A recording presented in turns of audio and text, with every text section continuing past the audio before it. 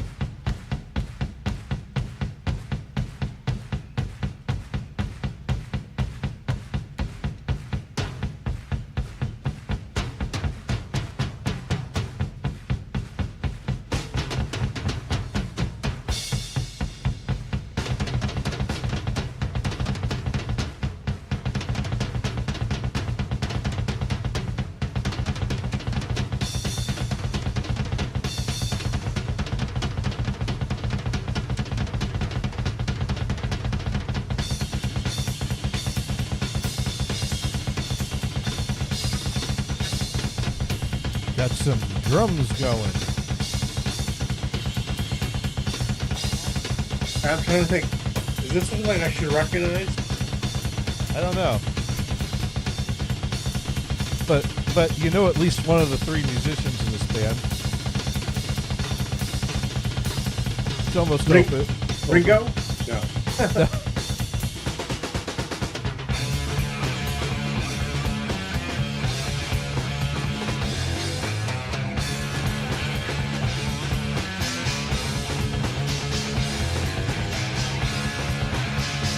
There we go.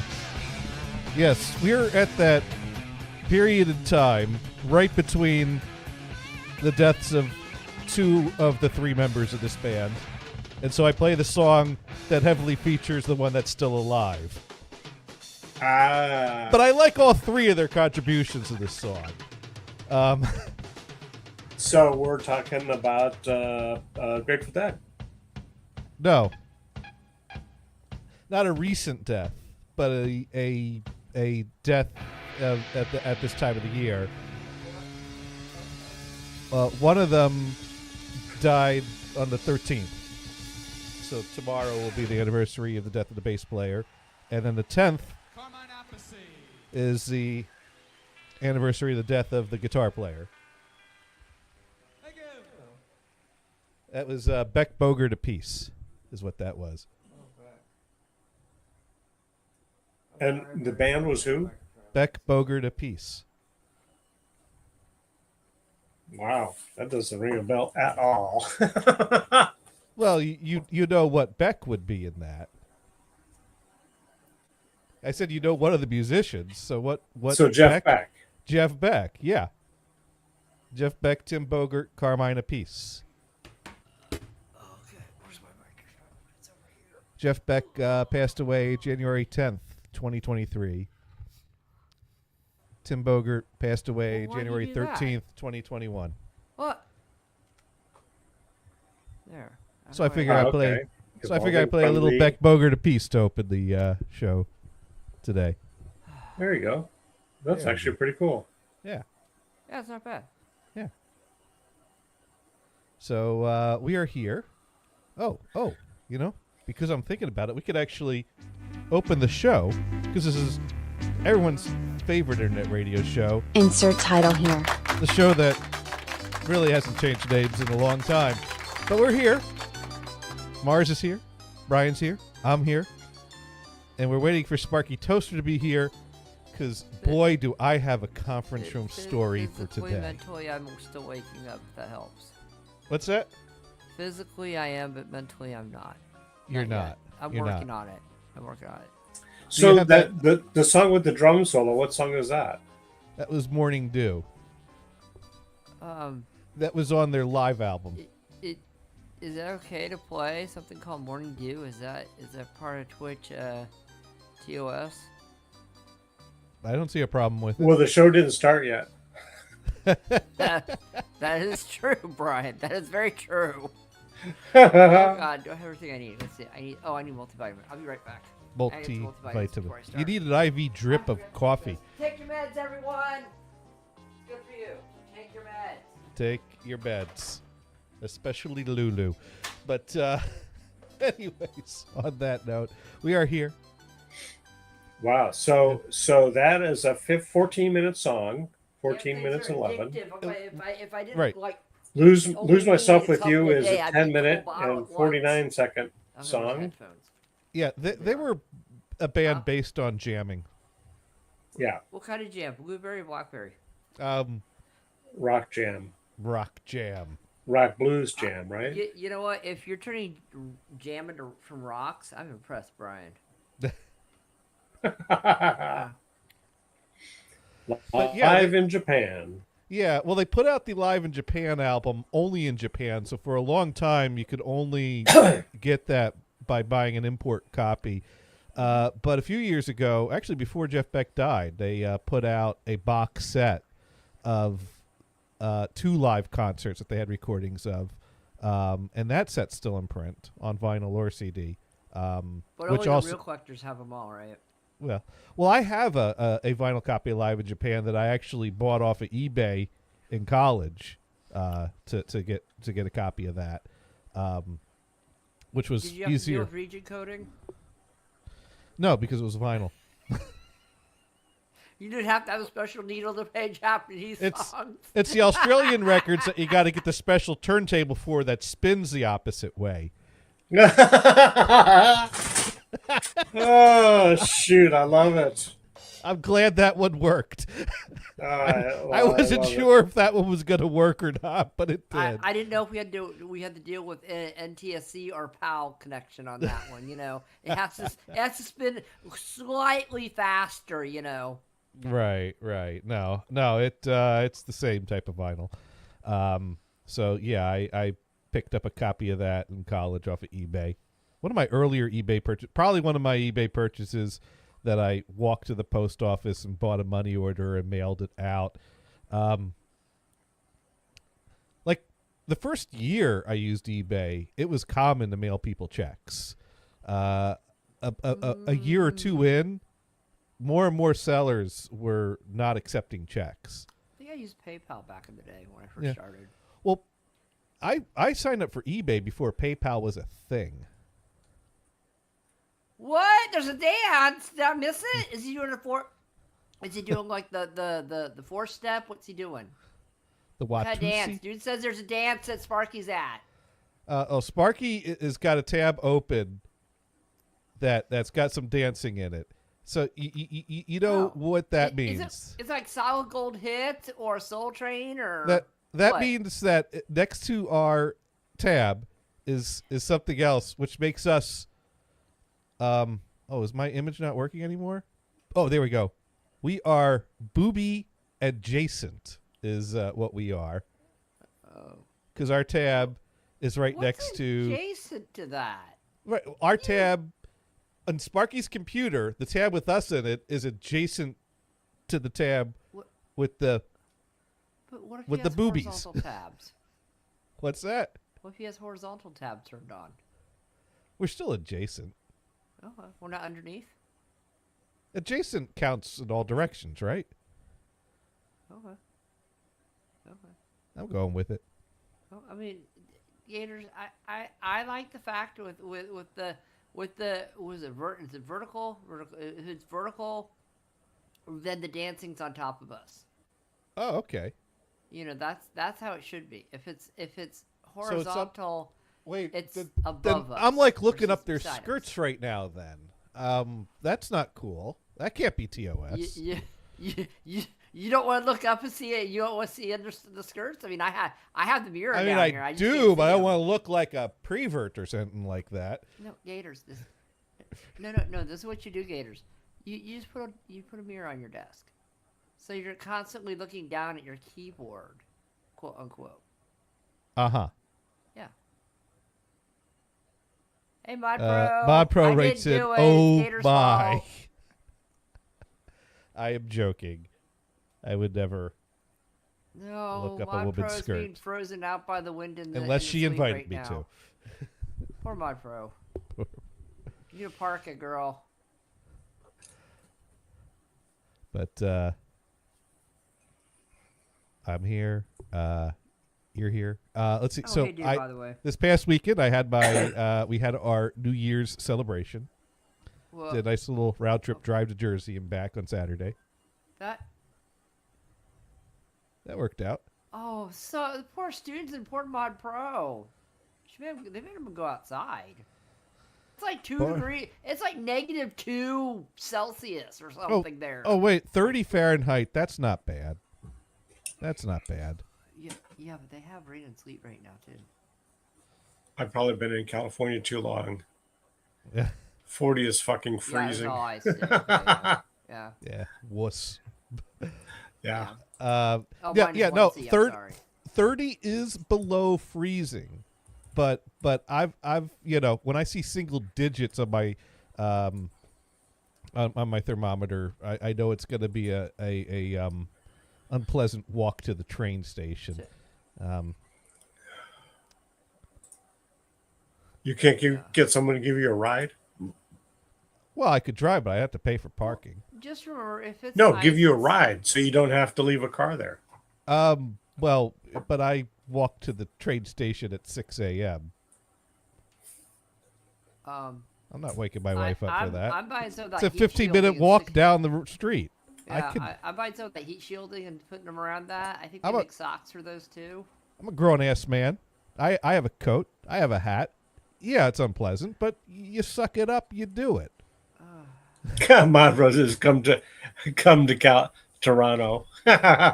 You know, I'm telling you, And see if the your soccer balls- field I'm is I'm becoming telling freeze. you, right now. that's looking like a pretty good place to.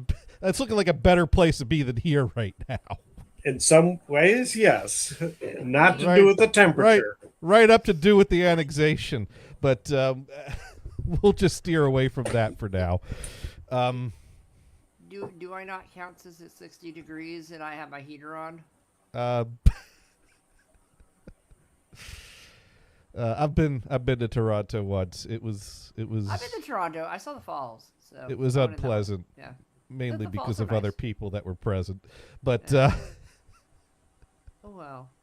You know, you had to have the. She wanted the demons to escape her. That's what why. that was Anime North 2000. Yeah. I forget what year. I don't. Did you go to any of those? No, I just went to AnimeCon here.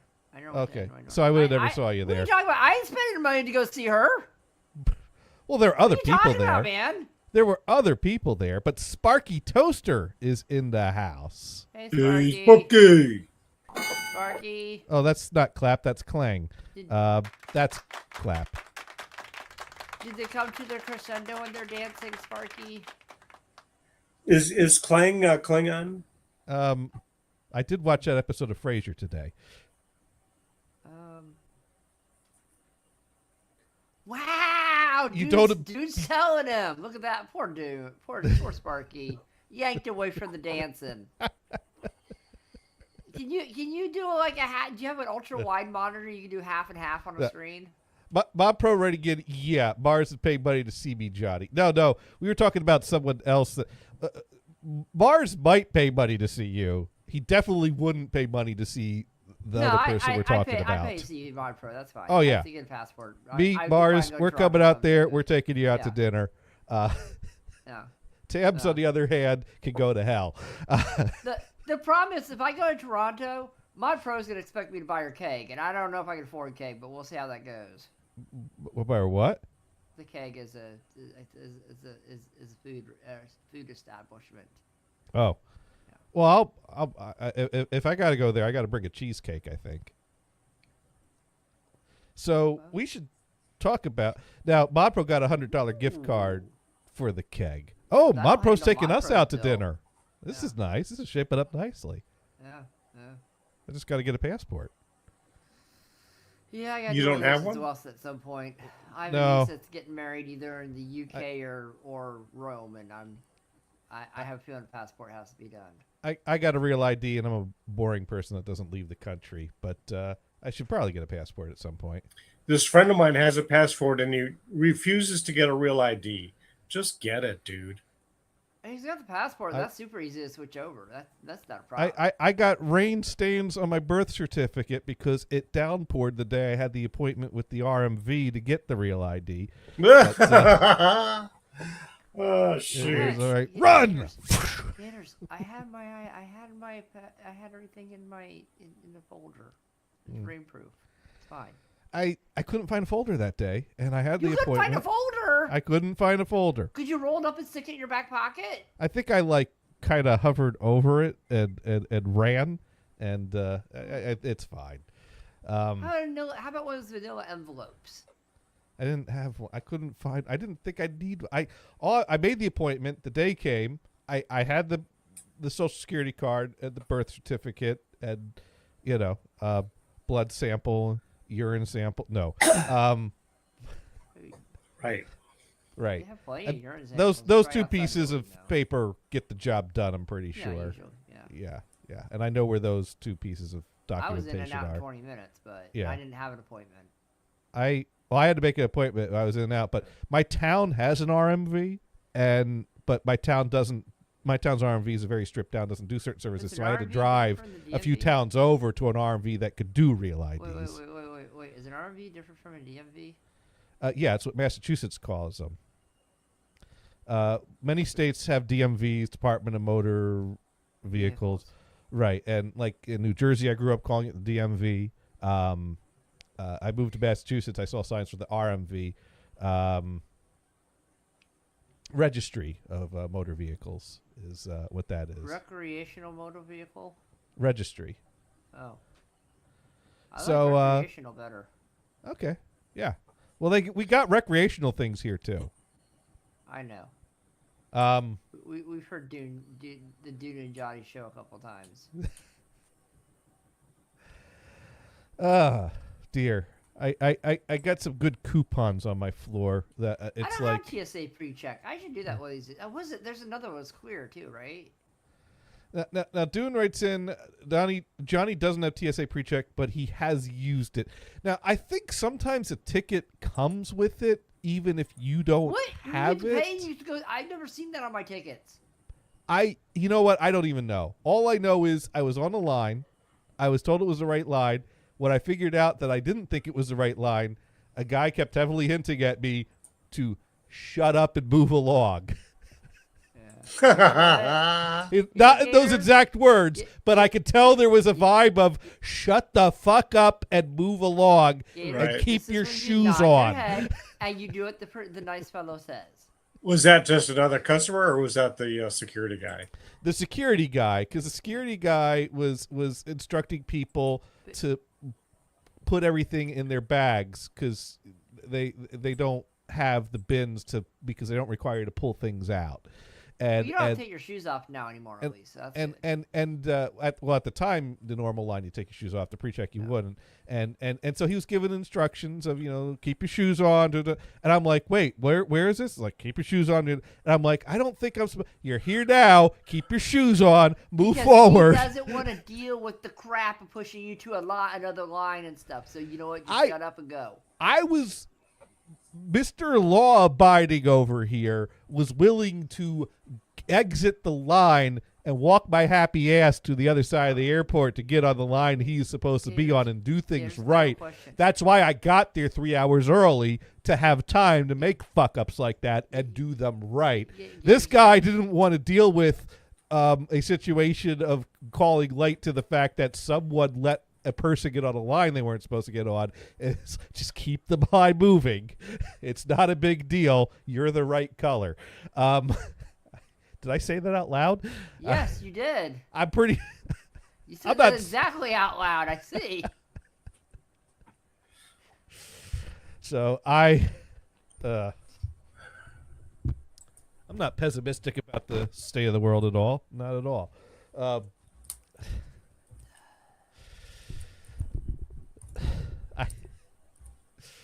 I mean, let's face it. That's a part of it. Like, dude, just keep walking. You're fine.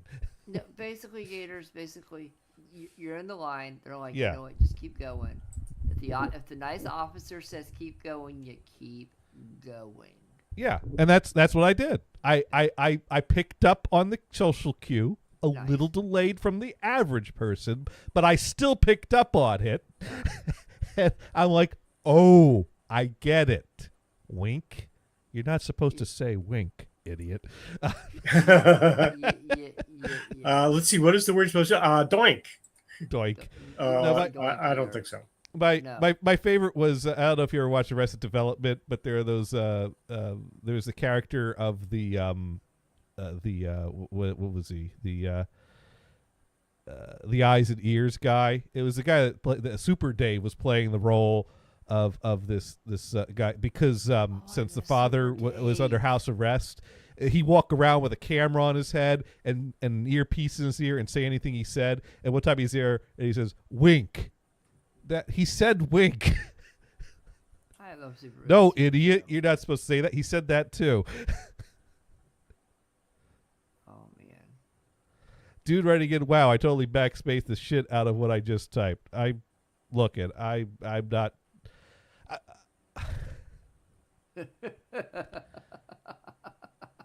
It's okay. These are It's the things okay. I say for humor, not to get into serious debates. Yeah. And if I offend you, you're welcome. Now when I travel to like North Carolina, my sister, so they all have TSA pre-checks. I have to go in the regular line with everybody else, and they're usually waiting for me. And I'm Yeah. like, you know what, you guys, you and your fancy TSA pre-checking, your clear check, and your blah blah blah check. You know what? It's fine. It's fine. Dune right again. They are way better at that now. Yeah, I'm sure they are. Well, that's probably a good thing. They scanned my face last time. I was like, hey, check your look up here at the camera. Okay. You know, I listened to a podcast about there were some people that seemed to find that they were consistently always getting pulled out for some kind of a pat down around the groin area, and like they have average size Was it the penis, right people doing it? and it was I mean it was awkward for everyone involved. Oh. And they saw that the machine actually had like the yellow or whatever over the groin area. So it's not like the person standing there is like, dude, I want to feel this guy's junk. It was whatever happens with the scan or whatever automation takes place said, you need to check this guy's junk out. And I've had that I think happen a they couple I think times. they I just chalked it figured- up to sweat. If you have sweat around that area, that could mess with the imaging process. But they haven't fully figured out if that's what it really is. Yeah. Because of course, if you ask the TSA, how come these guys here are always getting their junk checked out? The TSA don't talk about that. They're not going to explain how their tech works. Since I usually get my junk checked out, and then they wipe my hands out of that stuff and make sure I don't have drugs on me. I'm like, okay. They're like, sir, are you okay? And I'm like, yeah, I'm sad I don't have any coffee with me, but you guys take everything away, but I'll get some in a minute. It's fine. And they kind of look at me and go, okay. And then they fill up my junk and say you can go. And I'm like, okay. Why don't you get someone cute to do it? Don't get the guys. I don't want the big burly guys. That's no fun. No. Anyways, we drag Sparky here Oh, Sparky. because I have a conference room story for today. Yeah. No new movement on the Paul Revere room. That contract. We're still scheduling a date for that stuff, so that camera still ain't working. That I'm still not allowed to get behind there. But the big conference room that can hold the whole company for like all company events. Oh, massive car. That room has 2 projectors mounted to the ceiling that projects out to 2 screens that drop down. That has a podium lectern at the front of the room with a HDMI cable that comes out of the lectern with various adapters attached to it, so that any company laptops or guest laptops can connect and share their screen on the projectors and present to the room. Problem one of the 2 projectors has a bulb that has died. And each of these projectors have 2 bulbs in them. I got some fancy projectors. And the projector will work with 1 bulb long enough to tell you, hey, dipshit, you need to change the dead bulb, and we're shutting down in 8 minutes. Or 10 minutes and it counts down. Why I don't do know. they want to do that? Can't you just Can't you leave it on without a bulb on? I don't know. It for some reason it will not stay powered on and operate with only 1 working bulb. It'll give you an error message letting you know that you need to replace one of the 2 bulbs and that it's going to shut itself down in 10 minutes. Maybe it needs both bulbs, and if it runs on 1 bulb alone too long, it overheats maybe, because those bulbs run hot. No. Yeah. So I don't know. So nothing. So no TV bracket stories today. That's we're Could you still shove a scheduling penny that. in where the other bulb is to help with the resistance? Well, I reached out to our company that we have the contract with about the bulbs, and they said, well, that's not covered under your contract. We'd have to bill you for that. So I just need to find I could probably order them through Amazon and ask someone to order them and just get on a step stool and change them my damn self. Wait, are you allowed to do that? I think I can do that. I mean, it's not hard to do. Even I've done that, even I- though I wasn't supposed to. But IT was being IT Yeah. at the time, so the PODUC hourly person had to do it. the TV bracket may be in. It's just that we have to schedule the people to come out and install it. They said that there was some delays, but now they're talking about scheduling a date to come in. So I don't know if that means they have it or they're expecting it. But this room's just got the screens that drops down the projectors. So every other year, we have this guy come in that I believe he has some history in law enforcement to give a presentation about situational awareness and how to keep yourself safe. Things like, be aware of where the exits are. If you're in a restaurant and something's going down, run to the kitchen. Even though the exit signs don't point there, there's usually exits there. That's where they bring the food in. So, that gives you an alternate way to get out. The whole, run or hide, or if all else fails and you have no other option, fight. If some shooter comes into a run building. To the kitchen, that's where the hot oil is. Right. So if all else fails, hot oil them. Or run to the exits, know where your exits are. Kind of a situational awareness. And one of the things I use as an example is there was a video of a shooting situation where a guy's running through this campus with a building on a college campus with an assault rifle, and the people, they don't run away. They're just like, did I just see that? And the point is like, this whole normalcy bias. If you see something, get out of there. So that was the presentation. So here's the problem. The guy comes here, and mind you, I'm busy at the half hour before this presentation. So I'm not available to assist with setup before it's supposed to start because I'm doing a briefing with a new hire. And as I finish the briefing with the new hire, I walk out, and my coworker. We're in a debriefing with the new hire. Yeah.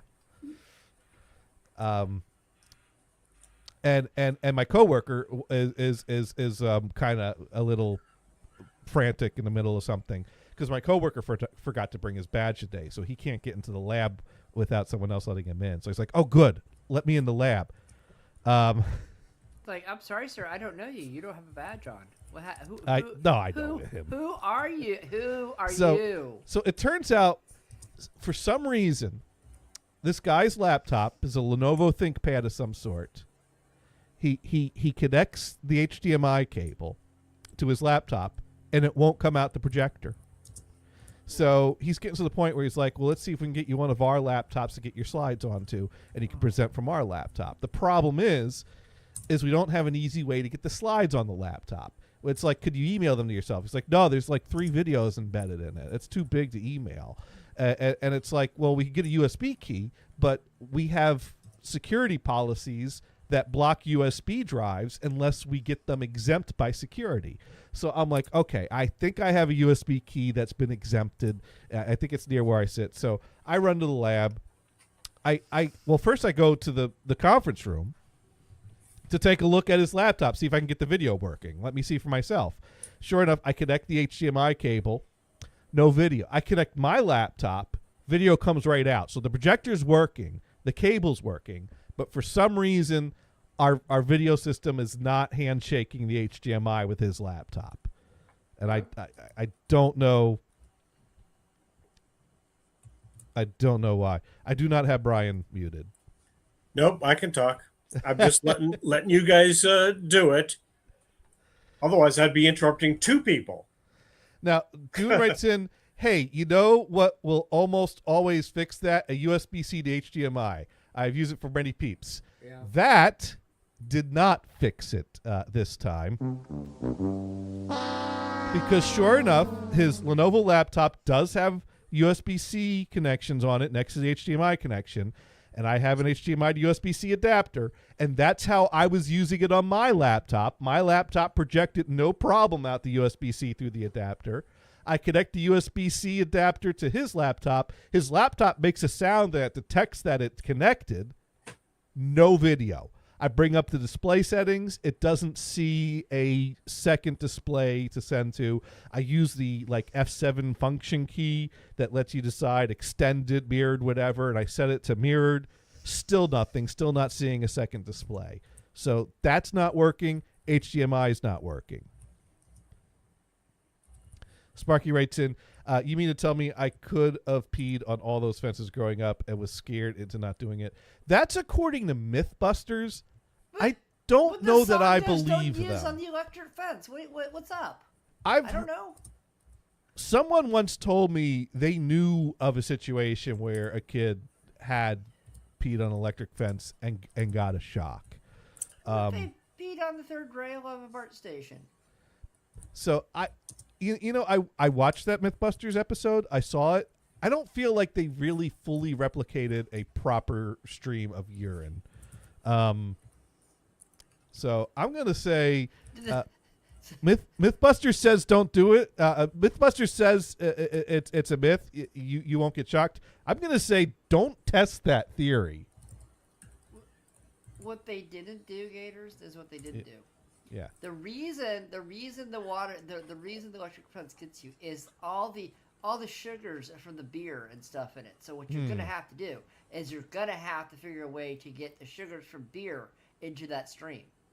Because honestly, who the hell would pee on an electric fence unless they were drunk as a skunk? Honestly, Right. I mean, it could happen, or on a dare.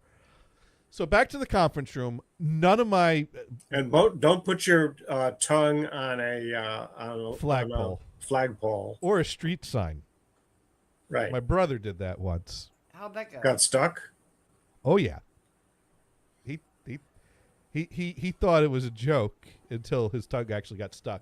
So he went there, he stuck out his tongue, put it on the street sign pole, which is his bell pole, and I'm like, you idiot! And then it's stuck. Oh my god, it's stuck! And just then the bus came, and so Did you yank him out, rip his tongue off, and walk away? no, my sister did that. He left half of his tongue Because there, right? you know what? That is what your sister is he- there for. He left a patch of tongue skin on the pole. His tongue was Yeah, bleeding. that probably took quite a while to heal up, right? He was sore. He was not happy. She's like, "Bus is here. We got to go." Oh. She's like, "I had to. The bus was here." You didn't have to. You could have left him there all day. Either that, you could be the brother and say, "You're on your own, dude." I don't know what to do. I didn't have time. She just Just went pull ahead out the and handy dandy hand warmer and stick it on that thing next to it. And it toss the song. anyways, so the guy's laptop's got 2 video output options, both of them not presenting video, even though our company laptops are. So I'm like, okay, we need to get you on a loaner, and we need to get a USB key. I'm like, there's a USB key I have near my desk that's been exempted. Let's get that going so we can get your presentation on it. So I run down there. I grab the USB key at my desk. I put it in my computer. It doesn't come up. The exemption was temporary and has expired. So now it's being blocked again. I'm like, okay, let's talk to, let's say Sid. That's a good name. Sid. That's just a name I made up. The Sea Monster? No. He's a guy. He works with Turd Ferguson. Oh, wow. But he's helped me out in the past getting USB key exemptions put in when I need them done on the fly. So I walk over to his cube. I'm like, I need this USB key exempted.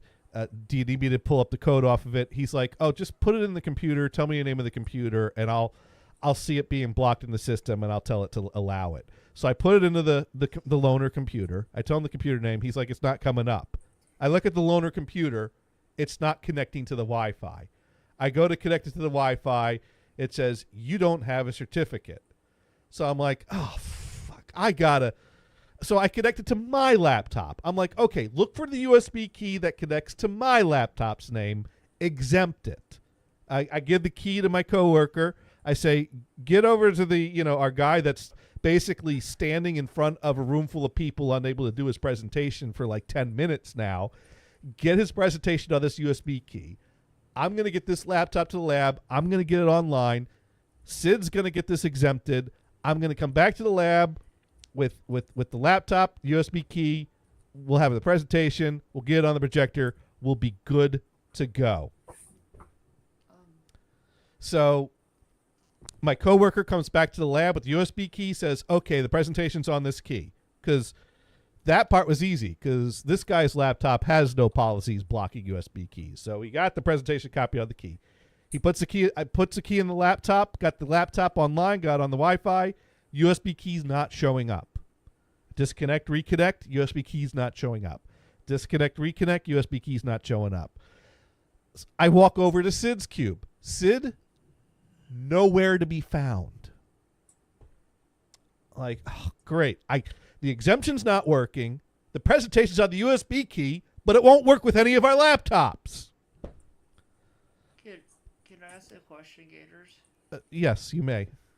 Why don't you just have him copy a folder from OneDrive over and do it digitally? That wasn't an option presented to us. I don't know if he had access to OneDrive. It's like, that was not an option presented to us, sir. We asked him about a digital transfer, like emailing it to himself, and he goes, no, it's too big for that. But he didn't. I don't know if his company uses OneDrive. Plus, his laptop wasn't connected to our Wi-Fi, so his laptop was local only, and getting on the guest Wi-Fi often causes problems because you have to set up an account, set up a password, put a code in through you have to put your phone number in. It texts you a code. You type the code in, and then if it doesn't work, they knock on the door and ask me why it doesn't work, and I say, I don't know, it never works. So we didn't really have a good option to get him on Wi-Fi, to get him on OneDrive. If he had OneDrive or a cloud-based service, and it'd have to be OneDrive because all the other cloud-based services we block in our environment. Most companies, I hate to say it, most companies have a network OneDrive or something that you can pull up. But so, like, if he wasn't on Wi-Fi, that wasn't an option. Right. So.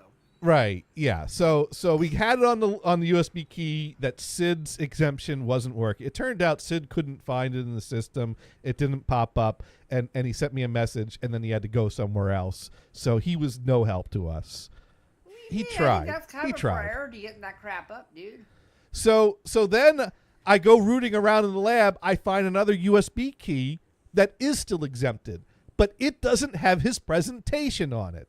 And it has a BitLocker key on it. So I have to use a password every time I connect it. So I'm like, okay, I got a laptop. I got a USB key that works. His presentation's on his laptop. He's because at some point we're sitting outside of there, and another guy's like, you could go in, you could interrupt him. He's I'm like, no, we don't have the USB key working yet. I'm waiting for the exception to start working, and it's just not. And so at some point I'm in there, and I'm like, you know what we need to do? We need to have a few non-domain machines ready to go. That way we have some machines that are not subjected to our security policies that we could just use to present in the need of an emergency. Yeah, I agree with that. And my coworker says, well, I could take a new one out of the box and get it up. And I'm like, oh, God, Windows 11, you got to sign into something. You got to do the Ubi experience. Fuck that. No. Well, I got this USB key that's working. I'll just go there, get the presentation off his laptop. Did it take long to copy? No, it didn't take long to copy. Okay. Sparky writes in, what's Johnny's opinion on TP-Link routers having a backdoor method into them from the makers in China? Fact or fiction? I do not know. I don't know. So I will have... Smart devices are TP-Link, so we'll see what happens there. I will have to look into that. But if China wants to take a look at the kinky-ass shit I'm storing on my hard drive... knock yourselves out. Maybe it'll distract you a bit and give us an edge. They're just going to take all the Yes albums, Gators. That's all. They just want Yes. That's all they want.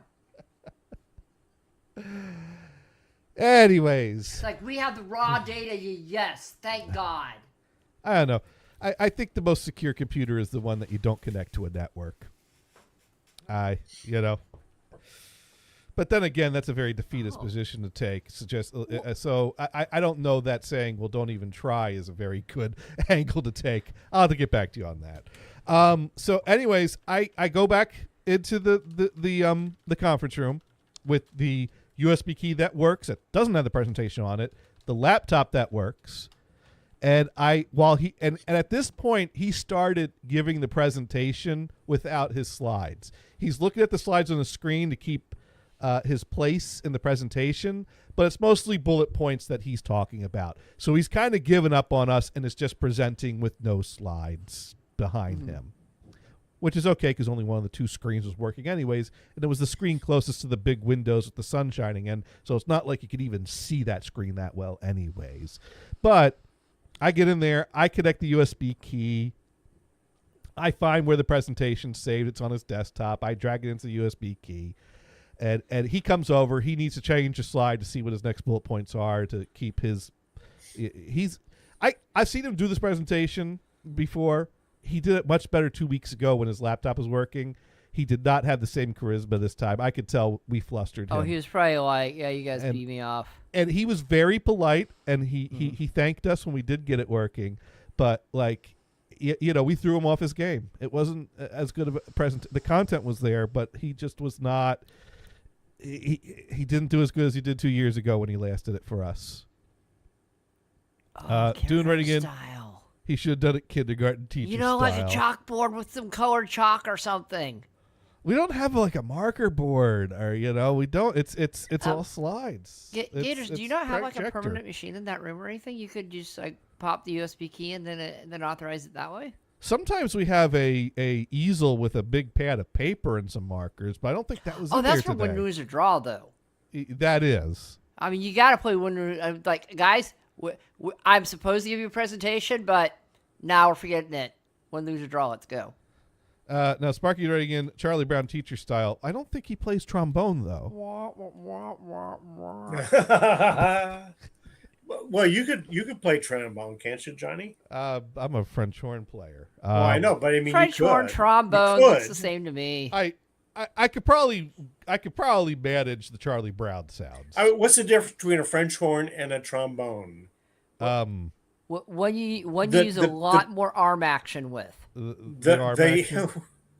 Well, if you have your Fitbit on that arm, you can count steps. Trombone is a bit larger mouthpiece because it's a lower range. No. The difference is the French horn has keys that you don't need. Mm-hmm. The trombone has a slide where you could have had keys instead. I think the Something difference like between that. a French horn and a trombone is I've never heard of anyone giving the rusty French horn. What? That one went over. But Gators. You're not familiar with the rusty trombone, then. Gators, the problem is you don't ever give the rusty French horn, but the trombone has a bigger spit valve.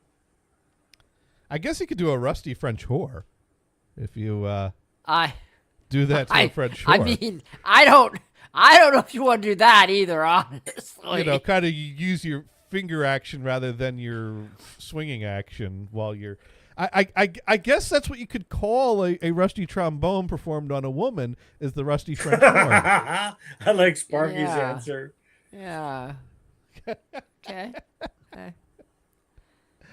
So, anyways, I get there. I get his slides copied on a USB key. I get my laptop up on the projector. I get the slides brought. I go to open up PowerPoint, which is what the slides are, the PowerPoint slides on the loaner laptop, which I'm signed into with my admin account because that is the account that had credentials cached on it at that point, and it's like that. We'll just get it online, so we get the slides up, and then I grab the laptop and leave the room with it after it's done, and I don't just leave it with someone to be like, hey, you have my admin rights. I'd be nearby, it'd be fine, no security issue there. The problem is my admin credentials don't have an Office 365 license. So when I open up because I have an Office 365 license with my normal account. So I open up PowerPoint and Microsoft Office 365 bitches at me that you need to sign in with a user with an Office 365 license.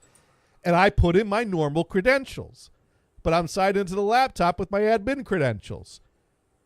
Microsoft is confused by this because they don't understand how computers work. And so it goes, there's something wrong with your license. Fuck you. Do you want to enter in credentials at work or do you want us to close PowerPoint? I didn't want to do either. So I start doing some gestures towards the laptop in front of a room filled with half the company. And I realize, oh shit, I'm losing my cool in front of a room full of half the company. And so I stop. At this point, my coworker, who had said, well, we can set up a non-domain machine with one of these new ones out of the box. So I said, nah, I got this. What did he do?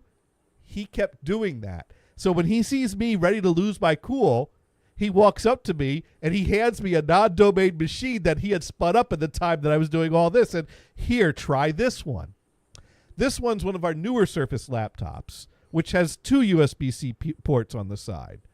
So I grab the USB-C, take it out of the loaner laptop, put the USB-C in the new laptop. No projector. No projector from this laptop. That we got PowerPoint. We got the USB key. We got the presentation. We got no fucking projector. And he's like, what? Oh, no projector now? So, Did you try mind you, this is in front of the half of the company while this guy is continuing on with his presentation with no slides while the two of us are looking like idiots in front of this. So at this point, there's a docking station that has mini DisplayPort connections on it on the lectern to provide power to our laptop. So I'm like, let's do that. So I disconnect the USB-C, I switch it to the mini DisplayPort adapter, I connect the docking station, I connect the cable to the back of the docking station, video comes up on the screen, bring up the slides, hand him the remote control. Here you go. And he thanked us. Thank you, I'm finished. And I was right at the point where he was getting ready to show us a little video presentation about, the guy walking into the building with the assault rifle and everyone's milling around like there's not this guy running, holding a... I don't know. Sparky Renegade, I would love to be a fly on the wall in Johnny's conference room on days like this. You would have. I thought of you. I thought of you today. I'm like, oh, Sparky's going to like this story.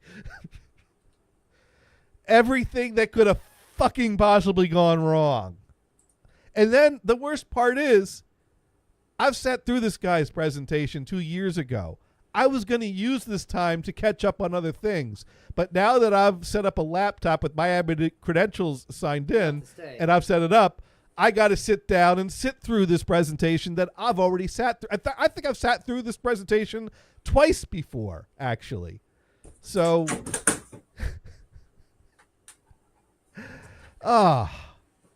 And like I said, this wasn't the best presentation he did of it because he was completely thrown off his game having to start without his slides. And he never quite, I mean, he did adequate. He got his points across, but I know he could speak better because I've seen him do it. So I don't know.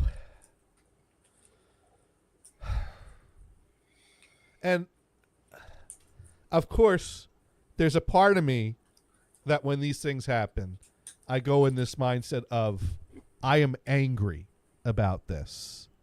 I am angry that this has happened because I go to a lot of trouble to have this equipment ready and this equipment working so that we don't have to have on the spot disasters like this when someone is trying to do a presentation in front of a bunch of people.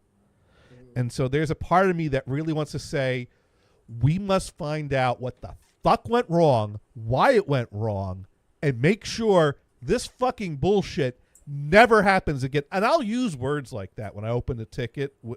If someone else is responsible for this equipment and they've not set it up right, I do draft things and usually dial it down, but I do like to use that line. We must make sure this never happens again. When a day like this happens, my attitude is we must make sure this never if this happens again, there's no excuse. Like, we know there's a problem. Someone needs to come out here and fucking fix it. Here's the problem. I don't actually have a problem I can specifically show them. Because the real root of the problem... Now, I could do things like always have a few non-domain machines ready to go just in case. I could do things like talk to Sid about we need 3 spare USB keys that have permanent exemptions on them. Anyway, honestly, haters. Well, here's the other problem. people are always borrowing them and not giving them back, and then I have to set more up. And it's not like I have time to check this every day. But I could be more diligent about making sure we have USB keys ready to go. So that could help us there. And I could talk about, don't give us these temporary 15-day exemptions. This needs to be permanent. I will BitLocker it. And I'll document that in our 1Password system. And I'll label them. And they'll be in this drawer. I could do that. But the real root of all this was the fucking video not working on this external user's laptop. And our conference room is supposed to have an HDMI cable with adapters that can present and display any laptop that comes in that room. And all I could do is talk to Redthread and say, well, Steve's Lenovo wouldn't work on the projector. And they could say, oh, great. Well, where's Steve? Where's his laptop? I don't know. He don't work here. He's somewhere else. You figure it out. Yeah, that's not going to work. All I have is a theoretical laptop out in the world somewhere that doesn't work on this. And I know they don't use Lenovo's. They use HPs. I guess I could ask them if they could borrow a Lenovo, or I could try to come up with a Lenovo. But I don't even know if it's a Lenovo problem or if it's a driver issue with that model. So it's not an easy problem to chase down because I don't have the laptop. I don't know how widespread it is. So Do you know if it might be the video card on it that's in a different type of HDMI? I mean, I know there's a couple different formats of HDMI. Well, I do know we had a similar problem in the past. Okay. Where MacBooks weren't working in our room. Anytime someone came in to present with a MacBook, we'd have to scramble, get a loaner, get a USB key with an exemption, get them copied over, and get them working. And then also, I have a laptop that was sent to us in error. They sent us a pallet of laptops. All our laptops, we order Intel processors. One of the laptops on the pallet was an AMD. I said, okay, that one's mine. Because I like cheap shit. And for some reason, the GPU on that must have been differently because that one wouldn't work in there and MacBooks wouldn't work. And so I could open up a ticket for because I had multiple MacBooks not working in there. And so I said, there's something wrong with the projector. It won't display MacBooks. It won't display my AMD laptop. This needs to work for all laptops. You need to fix this. And that was something they came in. We could borrow a MacBook. I could say it needs to work on this laptop here. And they found there was some equipment that wasn't handshaking right. They ordered a different model or different version or something. And they got it working. So I thought we actually had improved the conference room. And that we had chased out these ghosts because it was working on all our laptops. It was working on MacBooks. It was working. I figured if it could work on a MacBook, it could work on anything. Well, not really. That was a joke. Yeah. Yeah. But yeah, this is I don't know. Only thing I could do is really try to improve our workarounds. Make sure, I mean, we have loaners ready to go. That's why we're able to grab one of those. We just need to make sure we have USB keys ready to go. And then also, I don't know why the new laptop didn't want to work on the USB-C. So that's something I could troubleshoot a little bit more. But I can't troubleshoot why this guy's Lenovo's HDMI port. And he said, this was the same laptop I came with the last time I was here. It worked then. So I don't know. Maybe when we fix the MacBook problem, we did something that throws a wrench with the Lenovo. That surprises me. That doesn't seem right. Maybe there's a function switch you have to do to turn on the HDMI for that. Well, he knows how to use his laptop. He regularly does this presentation. So I think he's, because that is something we could chalk it up to a bad laptop. Yeah.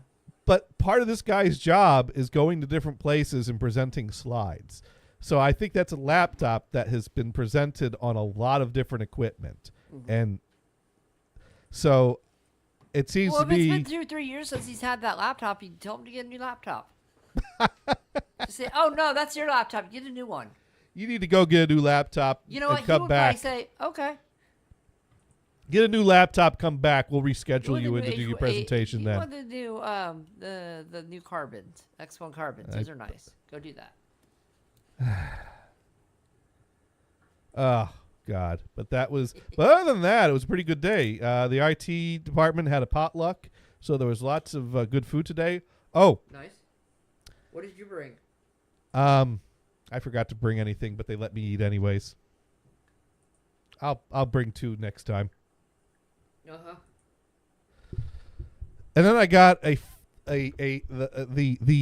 funny fishing test. You all know the fishing tests?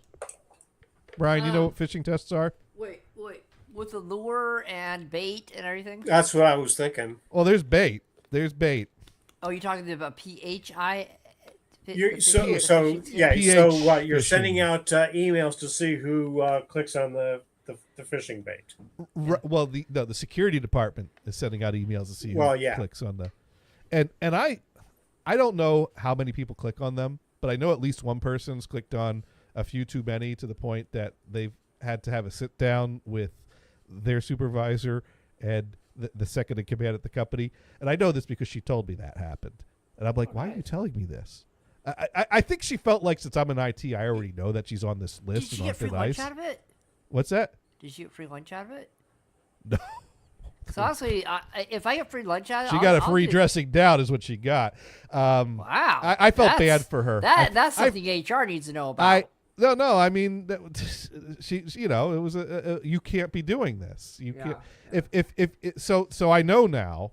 I'm not naming names, and no judgment for me. That's for other people at the company to do. But I'm just saying, I know that at our company, if you click enough of those tests, they have points where you're sitting down with not just your boss, but the number 2 of the company, where they stress why this can't continue. So you could do number 2 with that guy. Yeah, sure. I wouldn't recommend it. Right. You probably would be ready to do number 2 in your pants at that meeting. Exactly. There you go. I mean, Yeah. Because this one person, she was kind of like, "Oh, I didn't click on it. I can't afford to click on another one." Because then they start to get paranoid and question you about every email they get. So yeah. They don't open any emails then, right? Sparky writes in, "I resolved the phishing issue by not opening up anything. If I'm ever asked why I didn't open up that important email, I say I thought it was a phishing link. Problem solved." Ta-da. Dune writes in, "Some person in charge of sending child care and home health care government payments, I would guess." I mean, I just set all my crap to text, so I don't see any links anyway. So that's about me. But, well, I love it when I get the phishing training videos that are emailed to me with a link to click. I send those to be reviewed every time, and they come back. Nice. So that way I have my receipt that says it's clean to click on the link and watch Yeah, the but video. what if they click on it? Do they win or do they lose? So today's phishing test, because I failed the phishing test once in my time working at this company. Gators. You should have asked me to grade on a curve. I only clicked once, and they'll give you basically if you click on it one time, they make you take the training. It's around two. I think by the third time is when they start to like, okay, we need to sit down and talk, and get serious here. They give you at least one pass, but it's not even a pass. It's you have to do the whole security training all over again, which is like 2 or 3 hours of sitting through videos and taking quizzes. It's not meant to be a punishment, just to make sure that you brush up on your training. But You just put next, done. yes, you can. Okay. And I know that because that's what I do. Pretty much. They got me one time. Here's what happened. This was during the height of COVID, where we weren't going into the office at all, except as needed. And it reached a point where I was going into the office about once a month to set up laptops and bring them home with me. And I'd have like 10 to 20 laptops home with me to ship them out from here. So I'd once a month go in and replenish my supply of laptops. and it was great. No traffic. Just drive right into the city. No problem. Spend a day in the quiet, empty office. And so the day before I needed to go in for one of these trips, they sent out an email that there's been some changes to the parking policies on the building. The new parking policies are attached in a PDF document attached to the email. Please review them. And I'm like, That's nice. and I'm like, I'm driving in tomorrow. If there's some parking issue, I need to know what it is. And I open up the PDF document, and I realize, Oops. yeah, it was. I opened it up, and it was actually a sound file, and it did this. You're a dumbass. You're a dumbass. You're grade A, number one, bona fide, first class. So yeah, I had to take the security training again. I was. That one seems so normal though. It's parking in your area. Yeah, but it didn't have the correct background colors. It didn't look official. It came from, HR at Old McDonald had a fish farm.com. There were things I could have looked at. I was a dumbass.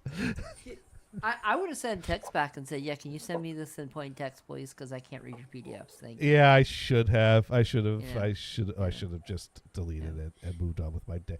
But anyways, Oh, you know what's funny?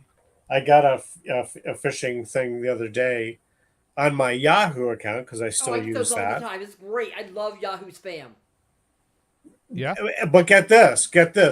This was claiming that I hadn't paid my Gmail account. Oh yeah, I've seen that one. Like, yeah, but if you send it to Gmail, I might be concerned. But I know this is bullshit just because you sent it to the wrong email account. So today's phishing test email that I get was, we have been seeing some unusual activity in your web browsing history. Oh, I see that one too. Oh, no. We are going to need to schedule a meeting to sit down and discuss this with you. Here is a link to the activity we've seen that we're concerned about. Please make Right. sure to keep this type of browsing on your personal equipment. Oh. And I had that like half a microsecond of, oh shit, what did I look at? Was it the bouncing boobies on Twitter? Did they go back about 2 or 3 years ago when I found the bouncing boobies scrolling through Twitter? I don't scroll Twitter on the work computer anymore after I saw the bouncing boobies come up on my work computer. It couldn't be that, right? Oh no! Is it the girl with the orange glasses when I'm scrolling through Facebook? Even though I don't click the videos, are they showing up in the history? And they're like, we can't have this. Well, first of all, they're like, well, let me follow her, and now let me send him a message. But of course, as I'm thinking about this, I'm like, wait a minute. This is a plain text email. It doesn't come from a valid email address. They want me to click a link. I'm like, okay, this is a phishing. This has got to be a phishing test. Please They let call this be. you in later. Oh, that was real? So I had a thing that I could report it for Yeah. the security team to check it. So I reported it. And it came back as, congratulations, you have identified a simulated fish. So I was like, whew. Not in trouble. OX64 writes in, Gmail has all of our private stuff in their AI now. Yay. I thought you had to opt into that. I thought that was still an opt-in, but once you opt in, you can't opt out type of thing. Because I have not opted into that.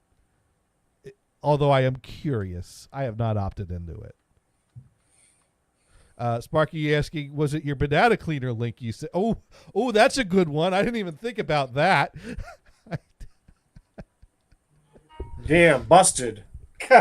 So today, I passed cross paths with a good friend of mine. Let's call him Jim, because that's his name.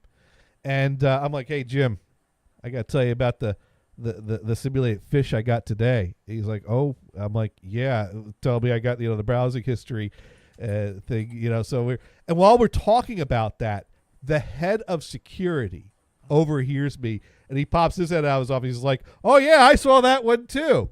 Cause he doesn't make them. He doesn't send them, but he got the same one today.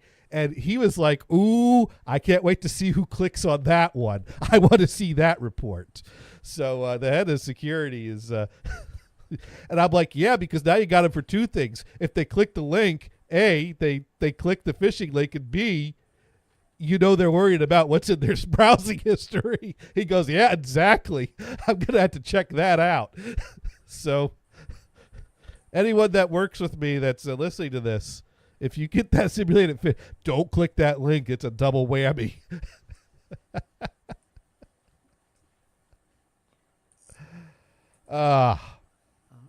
Yeah. But that was fun. Had a security like, ooh, that was a good one. Yeah, the new one I'm getting is your final warning: all your files and folders will be deleted off your account right now.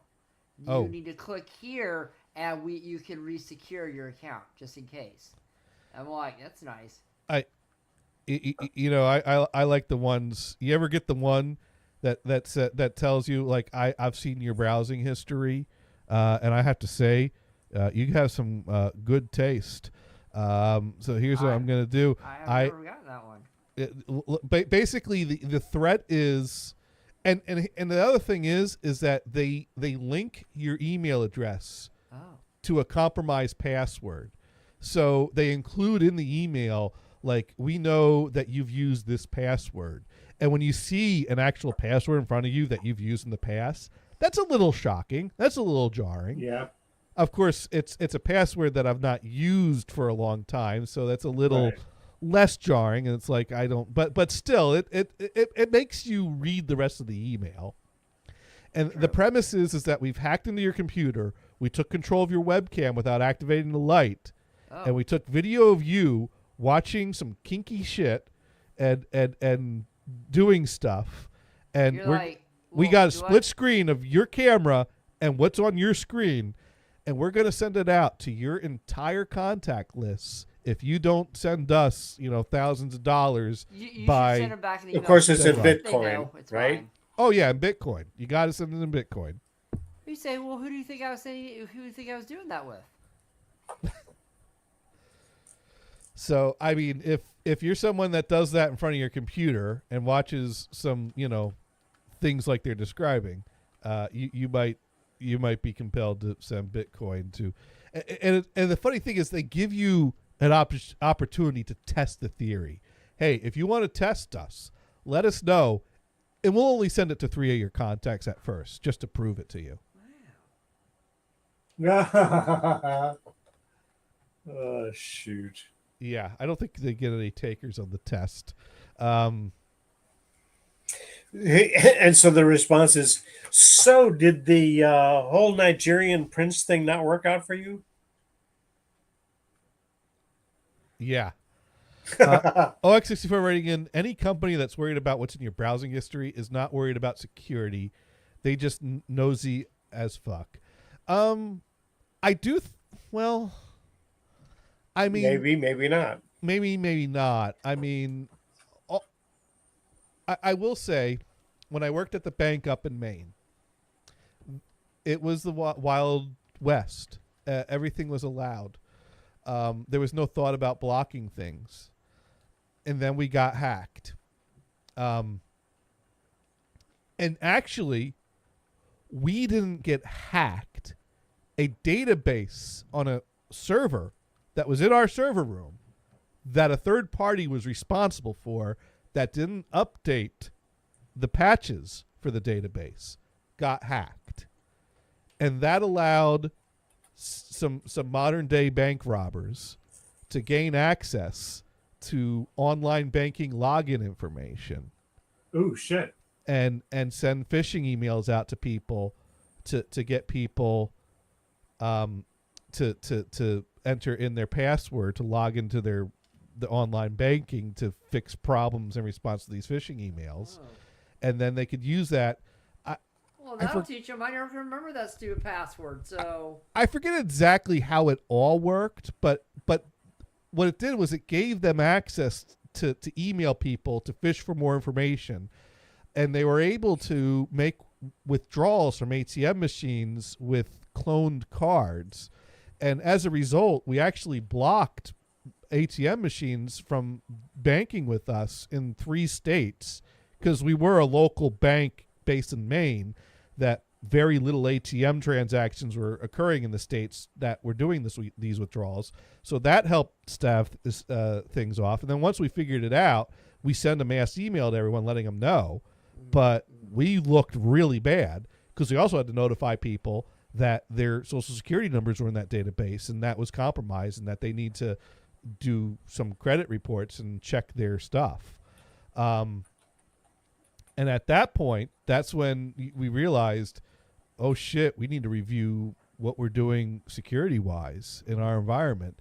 And that's when someone took a look at the browsing history in general, and that's when a mass email went out telling people to knock it off with the gambling sites.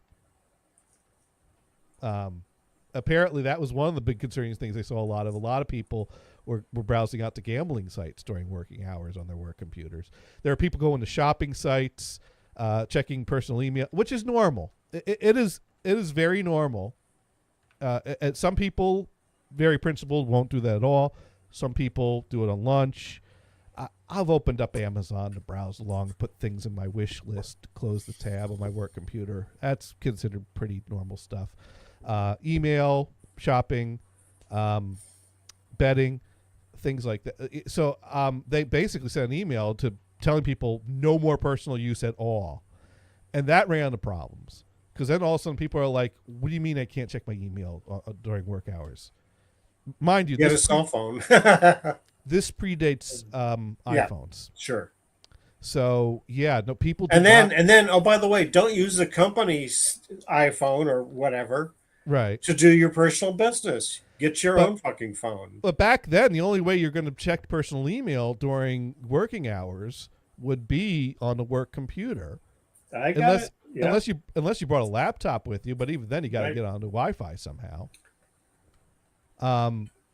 So Your email is so important you can't wait until you get home. for some people it might be. Yeah.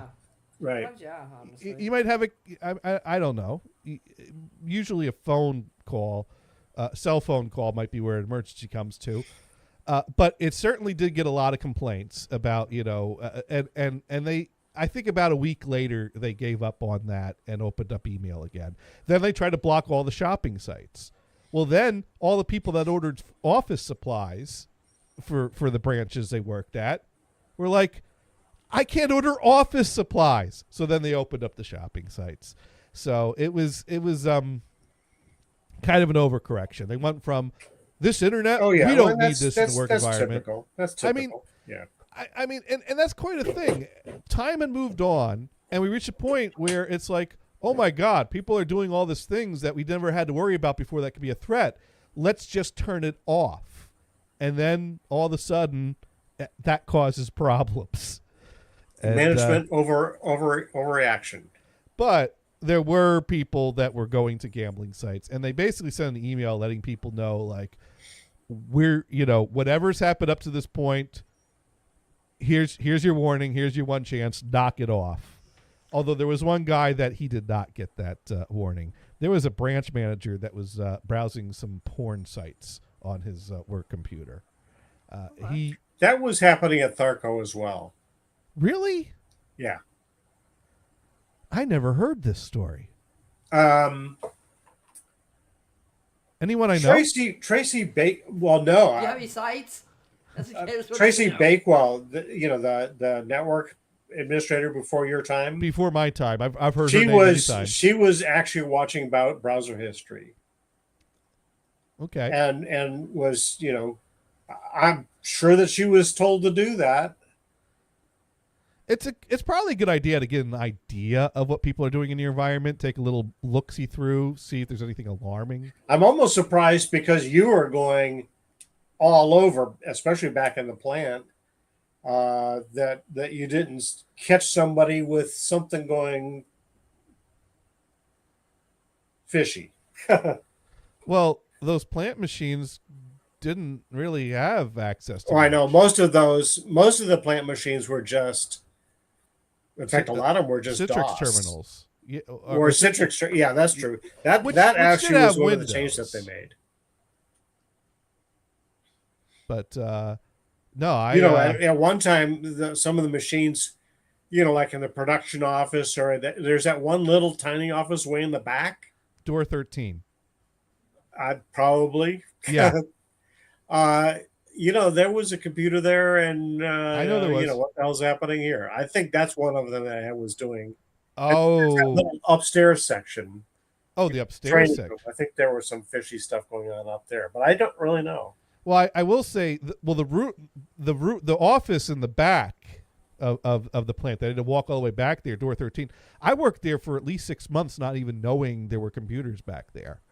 One day, Right. the guy that was back there called, and he's like, "I'm back by door 13," and I'm like, "Huh? Where are you?" And he's like, "You just got to walk in the plant. You walk past all the machines, and then you keep going, and you look to the right. You'll see the doors. There's a door 13, and you come on over, little area over there. It's funny how I went from like 6 months of never knowing these computers existed to every few weeks there was a problem back there. Yeah, But- once they got you educated, you're there all the time. Well, I don't want to know about it.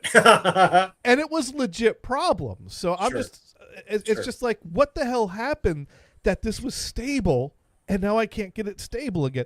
Although part of the problem was they didn't have a network cable ran back there. They had a phone line ran back there. Oh God. And what you can do is you can get a pair of DSL modems that will run a DSL signal over a phone line. And in the phone room, there was a connection that sent the network connection out over this phone line. And then in that office was where the phone line was, where the other box was there. And so it would convert, Cat5 to phone wire to Cat5 and run a DSL signal over this phone line out back there. And that pair of boxes worked perfectly fine for years. And then it just started crapping out and it wouldn't hold a connection. And so I'd basically be like, well, I'm sorry, you're just going to have to work around it. Or I think Dale was working on getting that thing going. Dale knew about it. So I do Yeah. think that you're right that he was behind that solution to getting network. Because they tried all kinds of stuff. They tried different Wi-Fi routers and all this kind of shit. But today, that would be the easy way to go. You'd have to get enough repeaters out there, and you could do that now. Yeah. But heck, back then we had two of those blue Linksys wireless routers on either end of the building for Yeah. the executive laptops that had a dead spot right in the major conference room in the middle of the building. Right. It only worked on the small conference rooms at either end of the building. So the boardroom by the executives area or the IT meeting room where Marvin would come down and talk with you about what you're programming this month or this week or whatever. So he could use his laptop there. And I think that had that Wi-Fi network was called Skynet. And I think it had a password that was something to the effect of kill all humans. And here's the other thing. Whoever set those routers up bought another identical router, set it up exactly the same, and gave it to Marvin to take home. So his work laptop would always be able to connect to the work Wi-Fi and his home Wi-Fi. Exactly. We set up his new laptop. We give it to him. It works automatically when he gets home. Yeah, Skynet is a good one. But my favorite one is... Fishtan? The Seven Dwarfs? Oh, no, not at Darko. You're typing something. Yeah. So Gators Yeah. at Chabot, at my college, they had a great idea back in the day.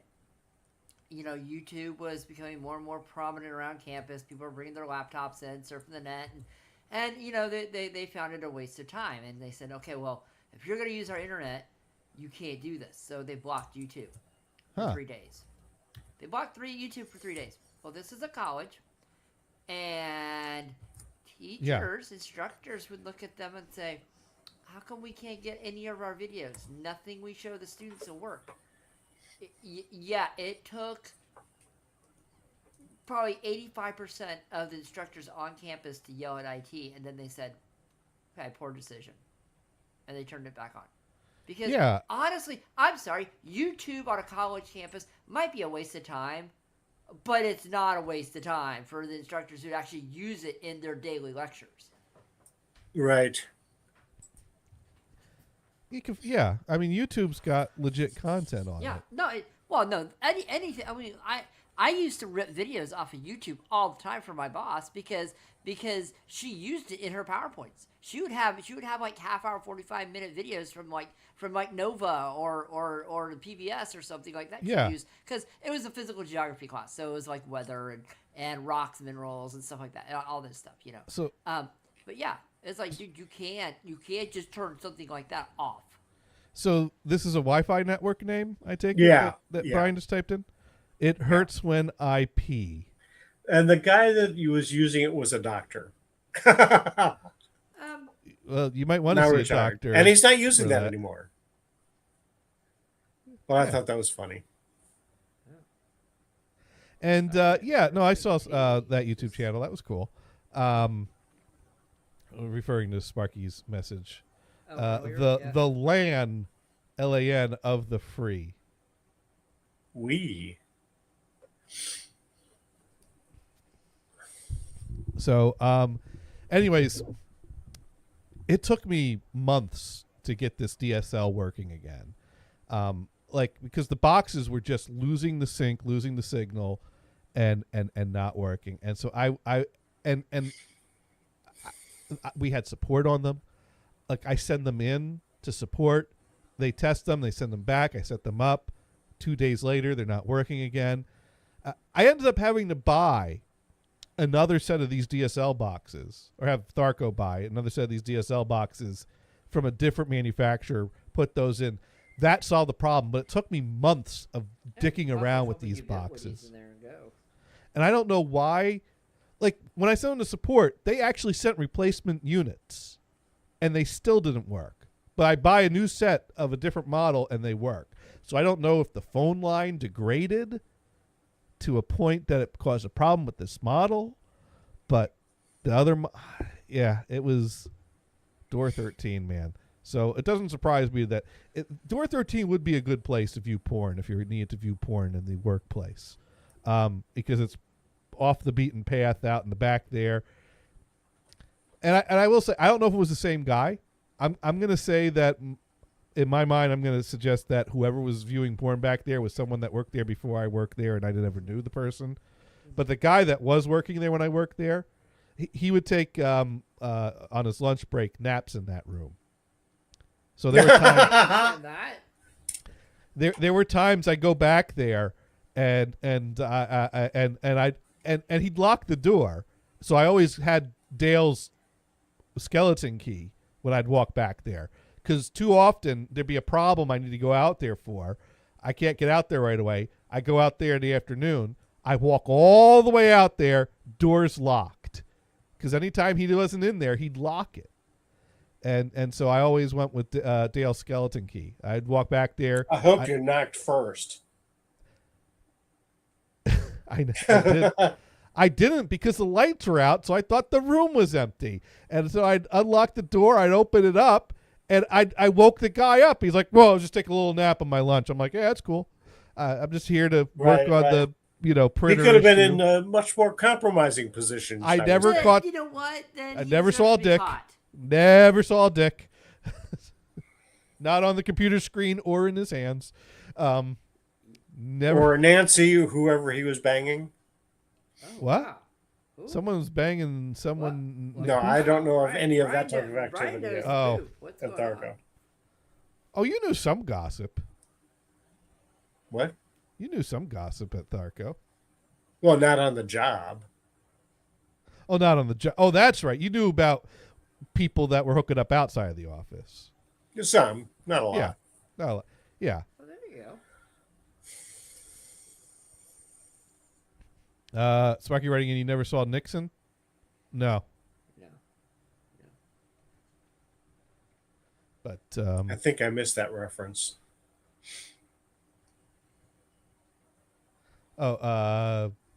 a dick. Right. That was too easy, I guess. It's like, no, it can't be that easy. Oh, it was. The dick went over my head. Wait, what? Right. That just joke. means you ducked correctly. I think the guy's name might have been Richard. So technically, I did see it. You know, a funny story came up. Speaking of people named Richard. Oh, hang on. Okay, Brian's going to. Go, yeah. Got a doorbell. Okay. Say hi for me. So Mars, how was your? Did we talk about your New Year's already? Were you here last week? I Yeah, forget. I was here all last good. week. Don't even remember. I see how it is. I see how Oh, it is. wait, You could go back. You could go back and check the footage. I need to go back check the footage. It's all these shows kind of all blend together at some point. Sometimes. We've been doing it for a while. We've been doing a lot. New Year's was good. Hung out with family. Did the That's right. the standard stuff. Play with dogs, play with nieces and nephews and stuff like that. Standard procedure. We did talk about that. Yeah, we it was did. good. It's good. Yeah. Yeah. Well, this year we had our belated New Year's gathering this past Saturday, and that was good. Oh, over in Jersey, you said, right? Yeah. Although my cousins are all doing dry January, so I couldn't get anyone to do any shots of Malort. Is that a thing? For them, it is. Oh, what? They party hard New Year's Eve, and then yeah, it's they're struck like, midnight. yeah, we drank too much. Our livers need to calm down. They do dry January. All right, so while I was there, a story from my past came up because my dad mentioned a last name of someone whose first name was Joe that worked for the garbage company that he worked for. Of course, the garbage company. Someone named Joe. Yeah, well, because my dad was a director of finance for this garbage company in Jersey. And he got me summer jobs working there in the yard, a lot of dirty work and things like that. And there was one time in my years working there that I called on my dad for a favor. Oh, who'd you have to knock off? Not that kind of favor. Oh, okay. Wasn't that kind of company. It was just a small family business. And Yep, the family So- business in Jersey. That's right. funny. It's funny because it's true. It was just a It's small very family true, yeah. business. Not that kind of. It really was a small family business, a little independent garbage company that ended up selling to a larger company when laws were changing in this state, and it was beneficial Oh, to yeah. sell and merging and all that stuff, all that fun stuff. That was my first experience of what happens to a company when a bigger company buys Corporate them up. It takeover? doesn't. Yeah, but so I was working in the yard one day. And I guess, and I never went out on a garbage collection route. I never collected garbage. I never drove a garbage truck. Maybe I backed one up in the parking spot once or twice. But I pretty much stuck around the yard or the office. One time they did send me out to help deliver new garbage cans because we had a cart service that you paid a monthly bill for a certain size cart, and so they needed to deliver carts to a route, and so I did hang on the back of a truck and drop carts down while they stopped through the neighborhood. That was the closest thing I ever came to any garbage collection. But one time, there was someone that called out or had to leave early or something. And they needed to send someone out to finish this route. And they had a driver, but they didn't have a helper to hang on the back of the truck. And not all the trucks were arm loaders. They still had a lot of rear loader trucks that someone needed to hang on the back. There, you hang out the back of the truck? So Jeff was, who was the yard manager, was basically, or the head mechanic, yard manager, whatever. They basically came to him and said, we need one of your guys to go on this route. And he's like, John, you're up. And I'm like, what? You need to go out in the route. I'm like, you fucking serious, man? He's like, yeah, go on. There's no reason you can't do. I'm like, okay, hold on. I need to go pee first. Yeah, I'm going to be out there. That's a good idea. So Well, you could have peed in the garbage truck. They would have known. I walked. So I walked past the bathroom and into the office and up to my dad's office. And I didn't want to do a blunt, straightforward, Dad, they're trying to send me out to collect garbage. I don't do that. Stop it. That's not how Why not? Why don't you collect the garbage? It could have been fun to hang off the back of the truck. So I knock on my dad's door. He looked up. He's like, yeah, what's up? I'm like, they're sending me out on a garbage route. And he goes, okay, do you want me to stop that? I'm like, well, what do you think about it? Because I wanted my dad to say, like, I think we could get you out of this. But he didn't want to directly say it either. So I said, well, what do you think about that? He goes, well, I think that the people that do that job are getting paid more than you're getting paid for summer help around the yard. So I think if you're going to do that work, you should get paid the normal rate for those hours of work. Yeah. And I'm like, Right oh, he didn't shut it down. Fuck. And I'm like, You well, get more dollar though. but it's like, all right, suck it up, deal with this, be a man, and get some extra money to put towards whatever I'm saving up for. So I'm like, okay, that makes sense if you think that's best. He goes, yeah, I'll go talk to the dispatcher, make sure that we get you in the system. Which I should have known that that's not really what he had in mind, because the dispatcher isn't the person that's going to handle payroll.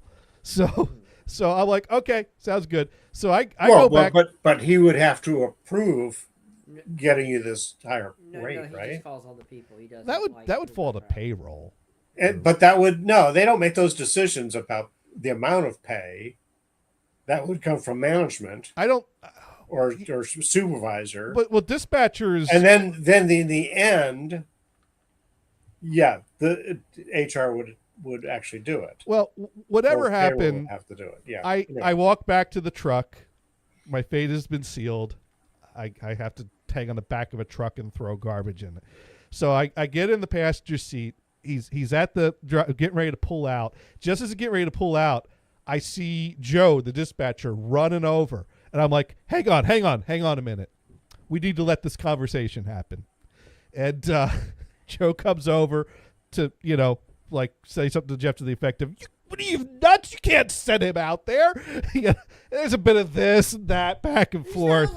We're not liable for his body. Come on. You So can fall off the back of the truck. You can fall in the truck. driver's like, what's going on? You getting pulled out? I'm like, yeah, I'm getting pulled out of this. So Joe's like, come on, get it. I'm like, so I get out of there. And Jeff sent one of his other helpers. Besides, I have my used magazines I want to look at later. It's fine. I don't think Jeff let me take home magazines that day. Oh, I see. I don't know. But, yeah, so that was the one time I called in a favor from my dad working that job. Got me out of hanging on the back of a garbage truck. That's fine. Yeah. At this time, how old were you probably? This was I worked that job through high school and college in the summers. So it might have been late high school, early college. So you could have been 18 or 19 or something? Yeah. Yeah. Probably at an age that I could have worked the job. I'm not quite sure why. Maybe I was still high school. Maybe I was still 17. For about a month, I drove a Mr. Softy truck. Okay. Ooh, nice. That was fun, Wait, especially in the hills of Connecticut, because you're on these hills and the streets are shaped like this. Right. So when you're going along, and there was this much play in the wheel, so you had to fight the damn thing to stay on the road. Oof. But it was still fun. I had a great time. It's Brian, just that how the much, money how much sucked. ice cream did you eat? Not that much. Oh, Hey, I was driving a truck. You don't have time to eat the ice cream. you can have it. You put it in that. You can put it in the cup holder. Come If on. you get good enough to work the wheel with one hand. Yeah. Yeah, but it's driving the truck and going into the back to dispense the ice cream. You see, You dispense a nice large cup. right? You get in the driver's seat. Cone. Yeah. Oh, yeah. Actually, know. when I was No, but it was fun. But I left because you have to have a consistent route to get the customers to come, and it just Oh, Hmm. that's a good question. Oh, Sparky wants to know if the ice cream music was on an 8-track tape. No, I don't think. No, I don't. Those usually have some kind of like a music box esque. I think it's a music box. Yeah, with a and I don't loudspeaker. recall.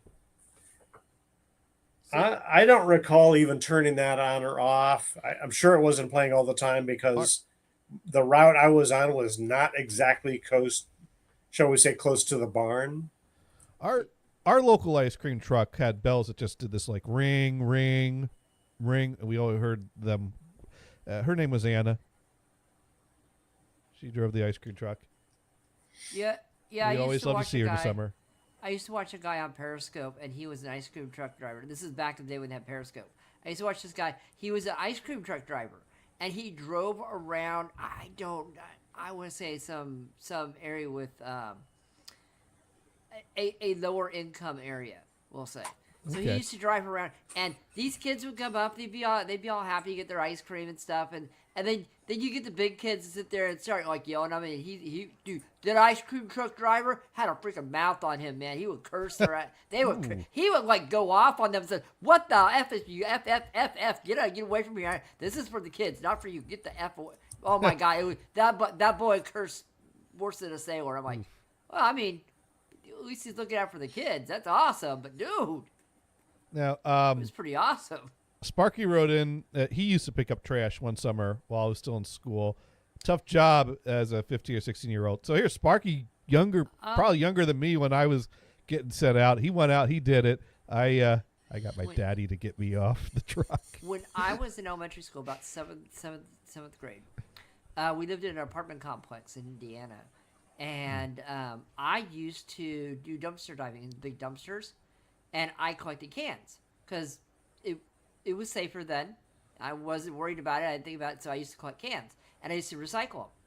And I had a jar full of money I had chased. My dad looks at me and goes, "Where the hell did you get so much money?" I mean, it was all quarters and stuff, and it wasn't a big deal. It was change you get from. I'm like, "Oh, I've been collecting cans." He goes, "Where are you going?" And so I told him that stopped that. But I had like $60, and $60 in those days, there was like it's like what. You have more Yeah. money than I do. What's going on right now? Yeah. And it's just because I would do the dumpster diving, and I go home, and of course afterward you go home, you shower because you're like you don't know what the heck you've been touching, right? You know, that goes to show some parents Yeah. more diligent because Yeah. like because my parents were like that. If someone suddenly had cash that Yeah. they didn't give one of the kids, the question would be, where did you get that? Yeah. And yeah. we had these neighbors. The kids' names are David, Christina, Michael. I would normally refer to them by, Is it the you know, Partridge Family? No, it's not. no, I know their last name, and that's normally why I'd say, oh, we had these neighbors, the blank of Partridge blankos. But I don't want to start giving out last names over the air. Yeah. I mean, do look them up on Facebook. It's okay. As kids, we sometimes got along, but they were a little rowdy at times. And at some point, the rowdiness got to a point that my parents became very judgmental of their parents and their parenting skills. And one time, it's funny actually. Now that I think about this, I remember the first time David was younger than me. He was kind of my brother's age. And when we moved in, I mean, they were pretty young. And I remember when I was there meeting them, David's like, I got to go to the bathroom. And he dropped trowel and started going on the front lawn. His mom was mortified. She was mortified. That was our introduction to them. He grew out of that phase. And he got, you know, we lived there for a long time. So we got along. We'd play, you know, him and my brother got along at times, but there was times that he'd be a little devious. And so there was one time that he told my brother, like, you know, our family, they're very, very poor. My parents can't afford to buy us toys. You know, you got such nice toys. They can't. And so my brother gave him $1. And I don't know. And at that time, my brother was not good at telling the difference between a $1 bill or a $5 bill or a $10 bill. And so my mom overheard Greg telling one of my siblings a story. And my mom was like, wait, what did you say? What'd you do? It's like, you've been over there. You see he has toys. What are you talking about? He doesn't have toys. That's funny. And so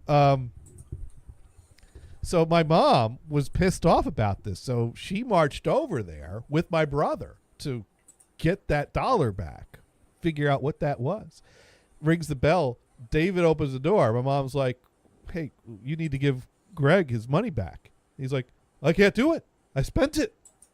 And so it's like, get your mom. I need to talk to your mom. And so my mom explains to her, his mom what happened. And she's like, oh, I wondered where he got that money. And it's like, my mom was like, well, why did you let him spend it then? So that was the type of thing that they'd gripe about. Oh, I have no problem spending it. It's just we were pretty poor. I mean, we had a 2-bedroom apartment, and I basically slept with my dad as my sister had her own room. That's just how that was when we moved out. So it's like Right. my dad didn't have enough money, very much money, as after my mom and dad's divorce. So we're sitting there, and my dad's doing what he can to feed the family, and I have like the $60 and change in a jar, and he looks at me and goes, I end up forfeiting. I said, here, Dad, I don't need this crap. You're the one that buys all everything anyway. Take it. Besides, can we have one night without hamburger helper? Because we have that 4 times a week, please. Thank you. That's all I ask. One night. One night, please. Thank you. Futon's in the house saying, good evening, Mr. Gators. How's life? Good evening. Thanks for joining us. Now, Dune asking, didn't I tell you a story about Fontaine? I don't know. It's not ringing a bell right now. Sparky wants to know if Brian wore one of those nice shiny coin dispensers on his belt as an ice cream man. Dispenser.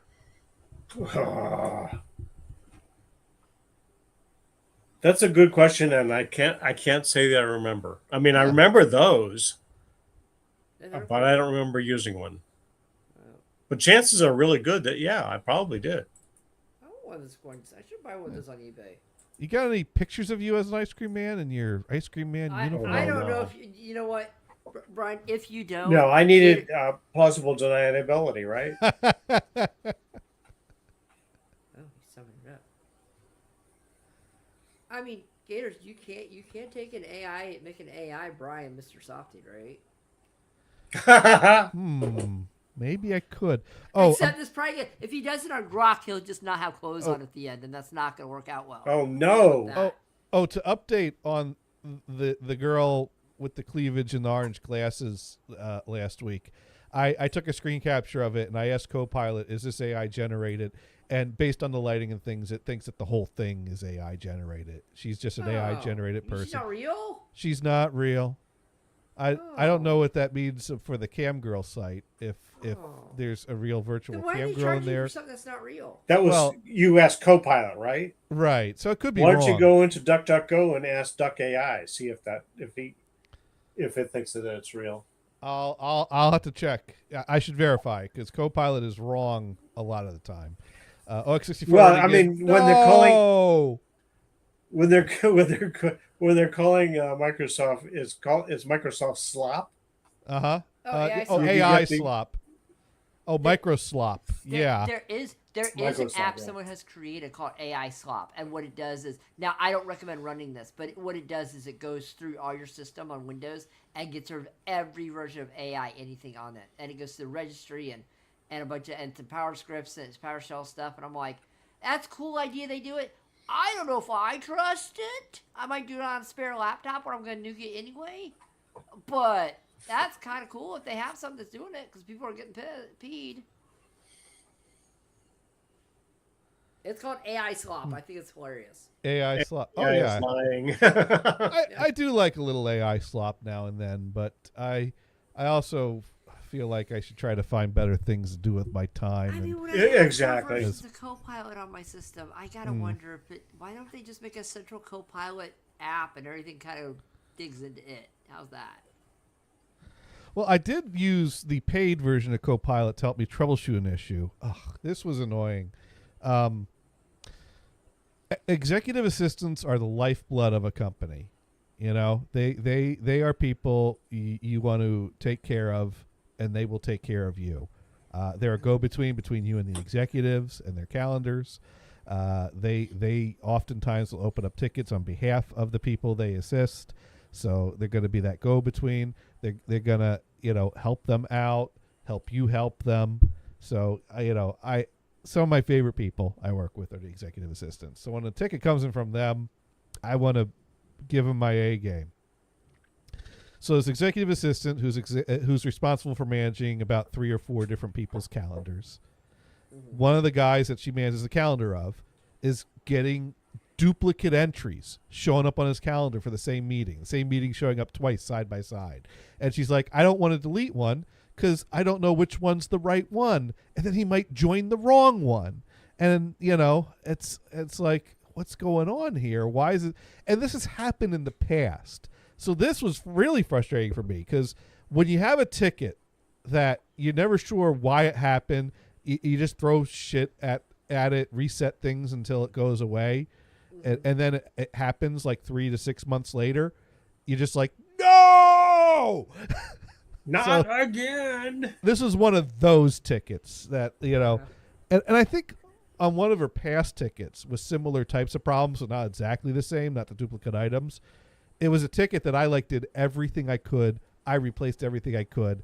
And then I sent it to the engineering team saying, I've done everything I can. I've replaced her entire laptop. It's not a laptop issue. It's not a, client issue. You need to fix this. And then it went to someone on their team who starts asking me, well, did you try this? Well, did you try this? And he's basically trying to boot the ticket back to me with suggestions rather than own it. And I hate when engineering does that. Oh, sure. It's like, dude, I did everything I could.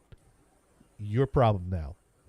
And but anyways, this time around, I'm like, well, I better do some due diligence here before I pass this along. Yeah. So I'm like, well, this is fine. I have Copilot now. Let's ask it what I could do to troubleshoot this. And Dune running it out to send in messages. It's too big. Oh, we could give you a link and get you up on here. Anyways, so the thing that Copilot can help me do is they've given my account access to a lot of different things. Because when you try to get rid of a ticket by saying, well, this issue is an Exchange issue and I don't have admin rights to Exchange, the head of engineering is like, you do now. So I can't use that as an excuse anymore. So I do have admin rights, but I don't know how to use them or what to do with them, really. And, of course, if I want to work in engineering, then I ought to do some due diligence and dabble in it a bit and take it as far as I can as time permits. Mm-hmm. So I asked Copilot, hey, this duplicate entry, I got one specific example. And I'm like, if I can figure out why this one happened, chances are it's why all the other ones happened. So it's like, all right, so-and-so has got duplicate items for this meeting on February 4th at 3:30 p.m. Why? And it walks me through running all these PowerShell scripts to sign into the Exchange environment and to pull different logs and different things like that. And it eventually goes, well, this other executive assistant, her Outlook sent 2 identical invites, but they have 2 unique IDs. So the reason he sees 2 identical items on his calendar is because 2 of them were sent. Mm-hmm. So this means I now have to go ask that executive assistant, did you do anything unusual sending this invite? Did you edit it? Maybe editing it caused another one to be created? Did you do anything like that? And she's like, no, I only sent it once. I sent it to these 3 or 4 people. I could see all their calendars. I see it once on all their calendars, but I see it twice on this other person's calendar. So I'm like, okay, all right, nothing there. So I go back and it goes and checks the receipts that sent this invite out to the other people. And according to Copilot, the logs indicate that this invite that this executive assistant sent got sent twice.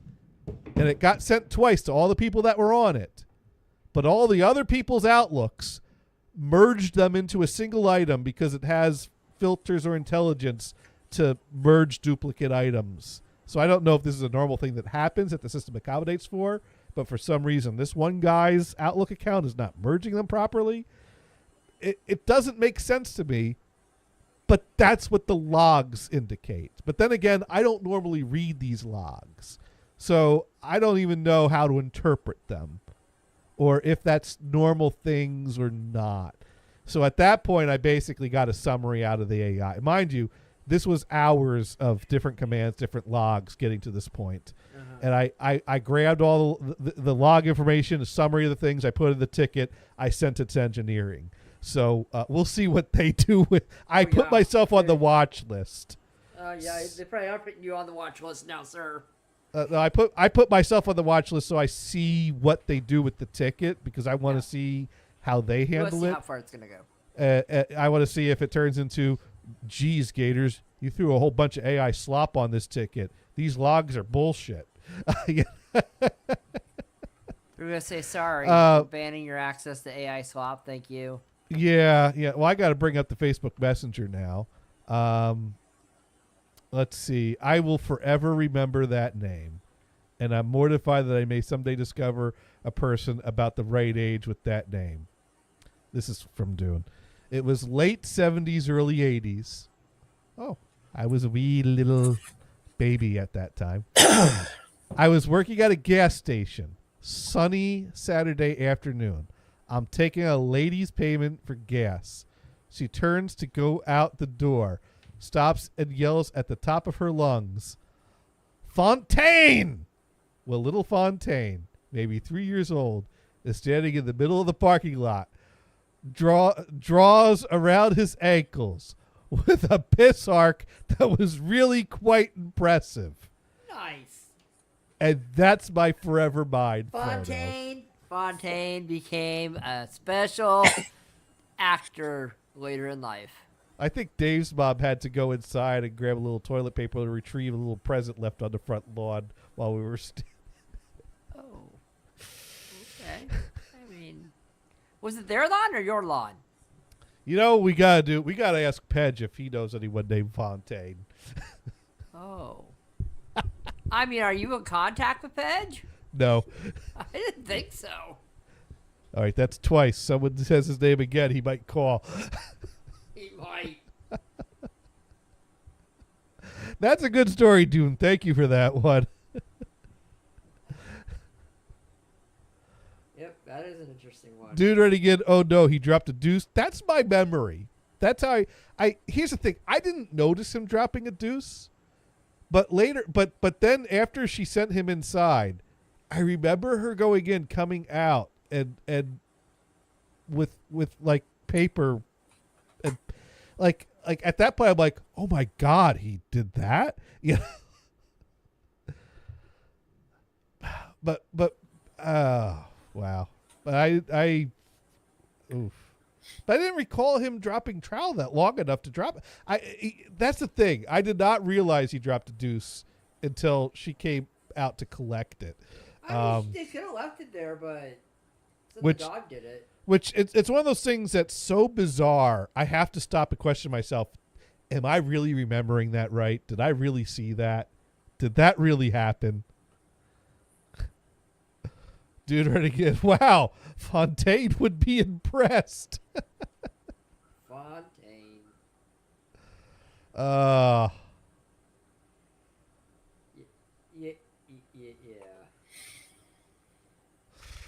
Little Fontaine. It's okay. I'm sure they're an adult. They became an adult actor later on, and you know.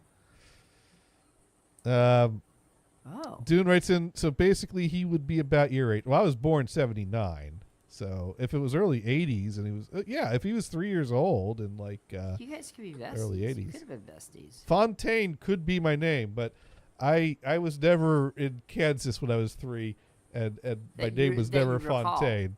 That you recall. Pretty damn sure it wasn't me. Okay. But yeah, he would be about my age. You guys could be besties. You don't know. You know, if I meet a Fontaine, I am going to. I have never encountered someone Wait, with hey, that name. Fontaine, did you take a pee in the middle of a gas station parking lot at some point in your life? I'm gonna have to ask that question if I ever meet someone named Fontaine. Like, hey, well, no, I guess I could start with: have you ever been to Kansas? That'll be my opening question if I ever meet someone named Fontaine. Yeah. Have you ever lived in Kansas or ever been to Kansas? Dude, right, so it was What- probably 81, I think. I mean, All you right, say, he's a- hey, oh, go ahead. Go ahead. I was gonna say, you could ask him, yo, when you were 3, did you ever drop trowel in a parking lot? I mean, people, I mean, others want to know. You could get that. Gee, I don't remember that. See, I don't understand that because I just never. It took a long time for me to go swimming without a shirt on.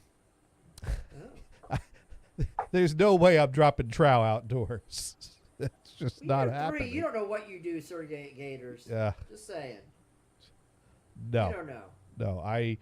I swam in a t-shirt for many years.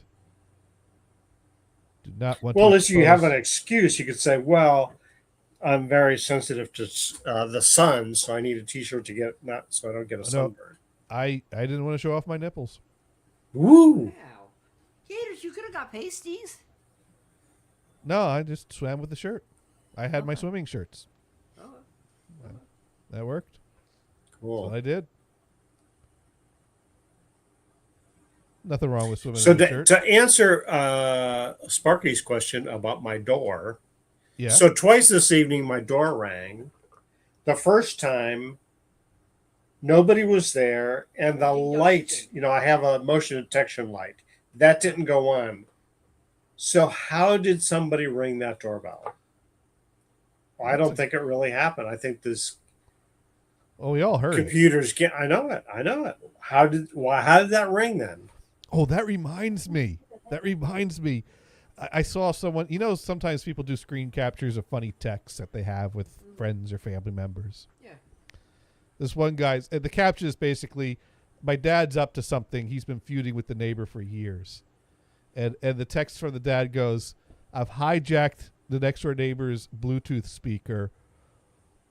I've made a playlist of fire detector chirping sounds. What would be the best time of day to hit play?"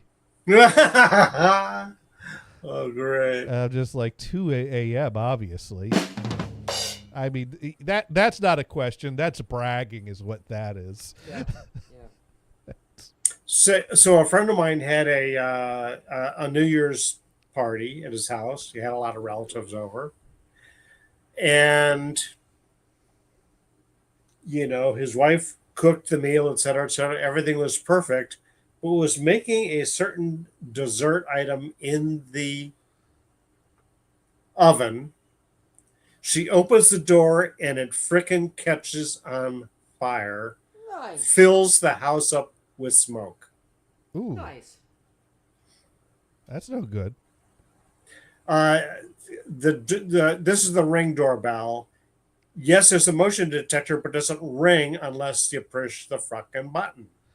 So there's a motion detector, but that doesn't. So it'll That sends an activate the alert. camera.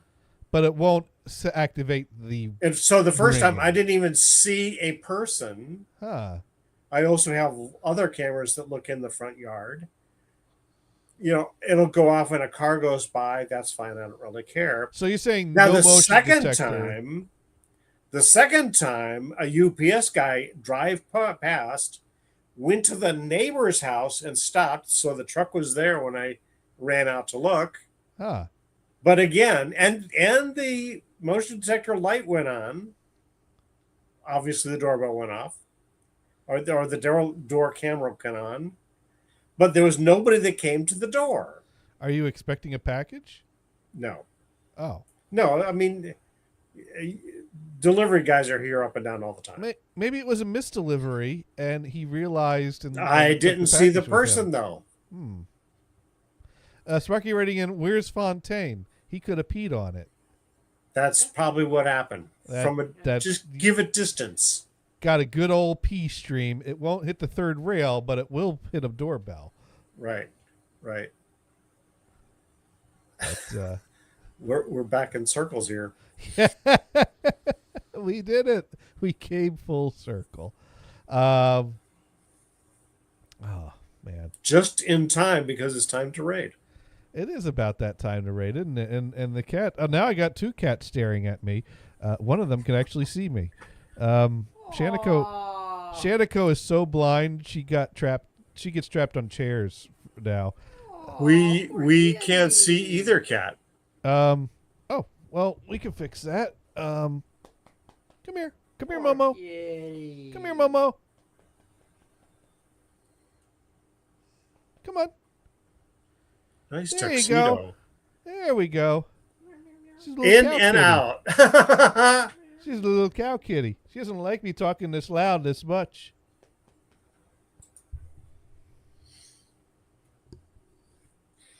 Here, Momo. People want to see it. Aw, kitty. I know, I agree, kitty.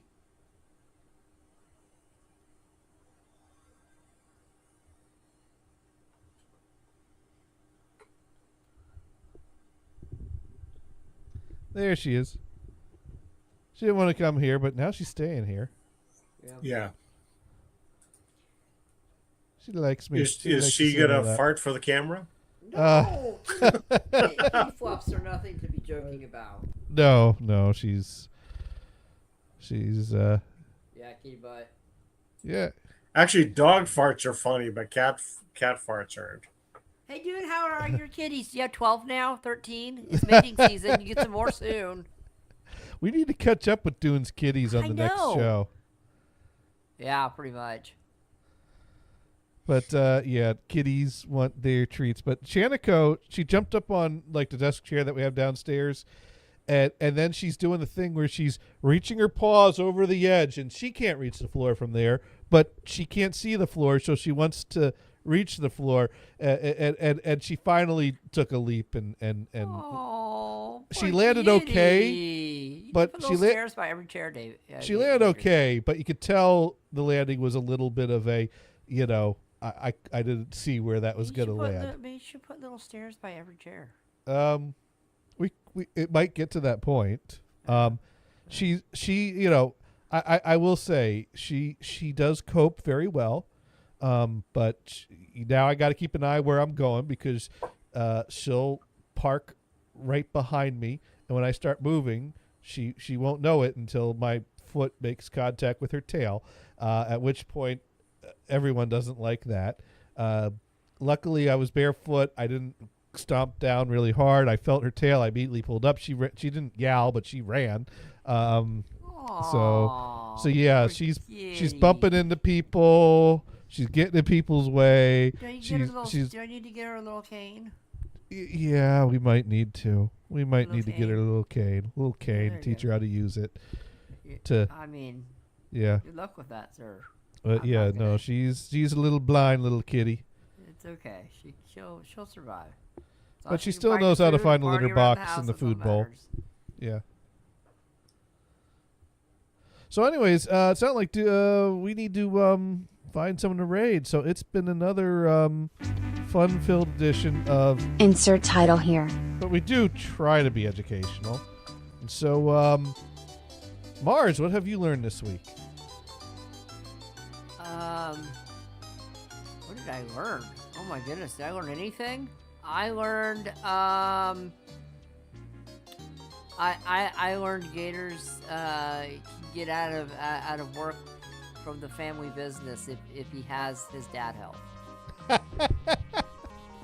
And Brian, what have you learned this week? Learn more about conference room hell. Oof. Still no solution. Yeah. And I learned Fontaine's got a wicked arc. Well, you know. And Sparky learn Johnny's TV monitor still has no swivel away bracket for service. Dude, that could have been done like 4 months ago if they would just let you do it. It could have been. I could have done it today. Been like, nope, sorry, can't help with the projector. I'm working in the Paul Revere room today. But, Your cornered hat. Yeah, my hat, it has 3 corners. 3 corners has your hat, sir. Yes. So I guess we can raid Tired Actor. I think we have enough she's people to farming raid over Tired. there. Yeah, and she's doing a little chatting is what she's doing. We love Tired Actor. So thank you all for joining us. We'll be back You bet. again next week. And we'll see you then. Yeah. All You right. all have a good night. And have a good week. Yeah. And 3, 2, 1. Ooh, we're sending 6 viewers over. This will be a good one. Yay. All right. See ya. You keep. All right, I mean, good at night. this point, you've already messed up your follow age, so it's fine.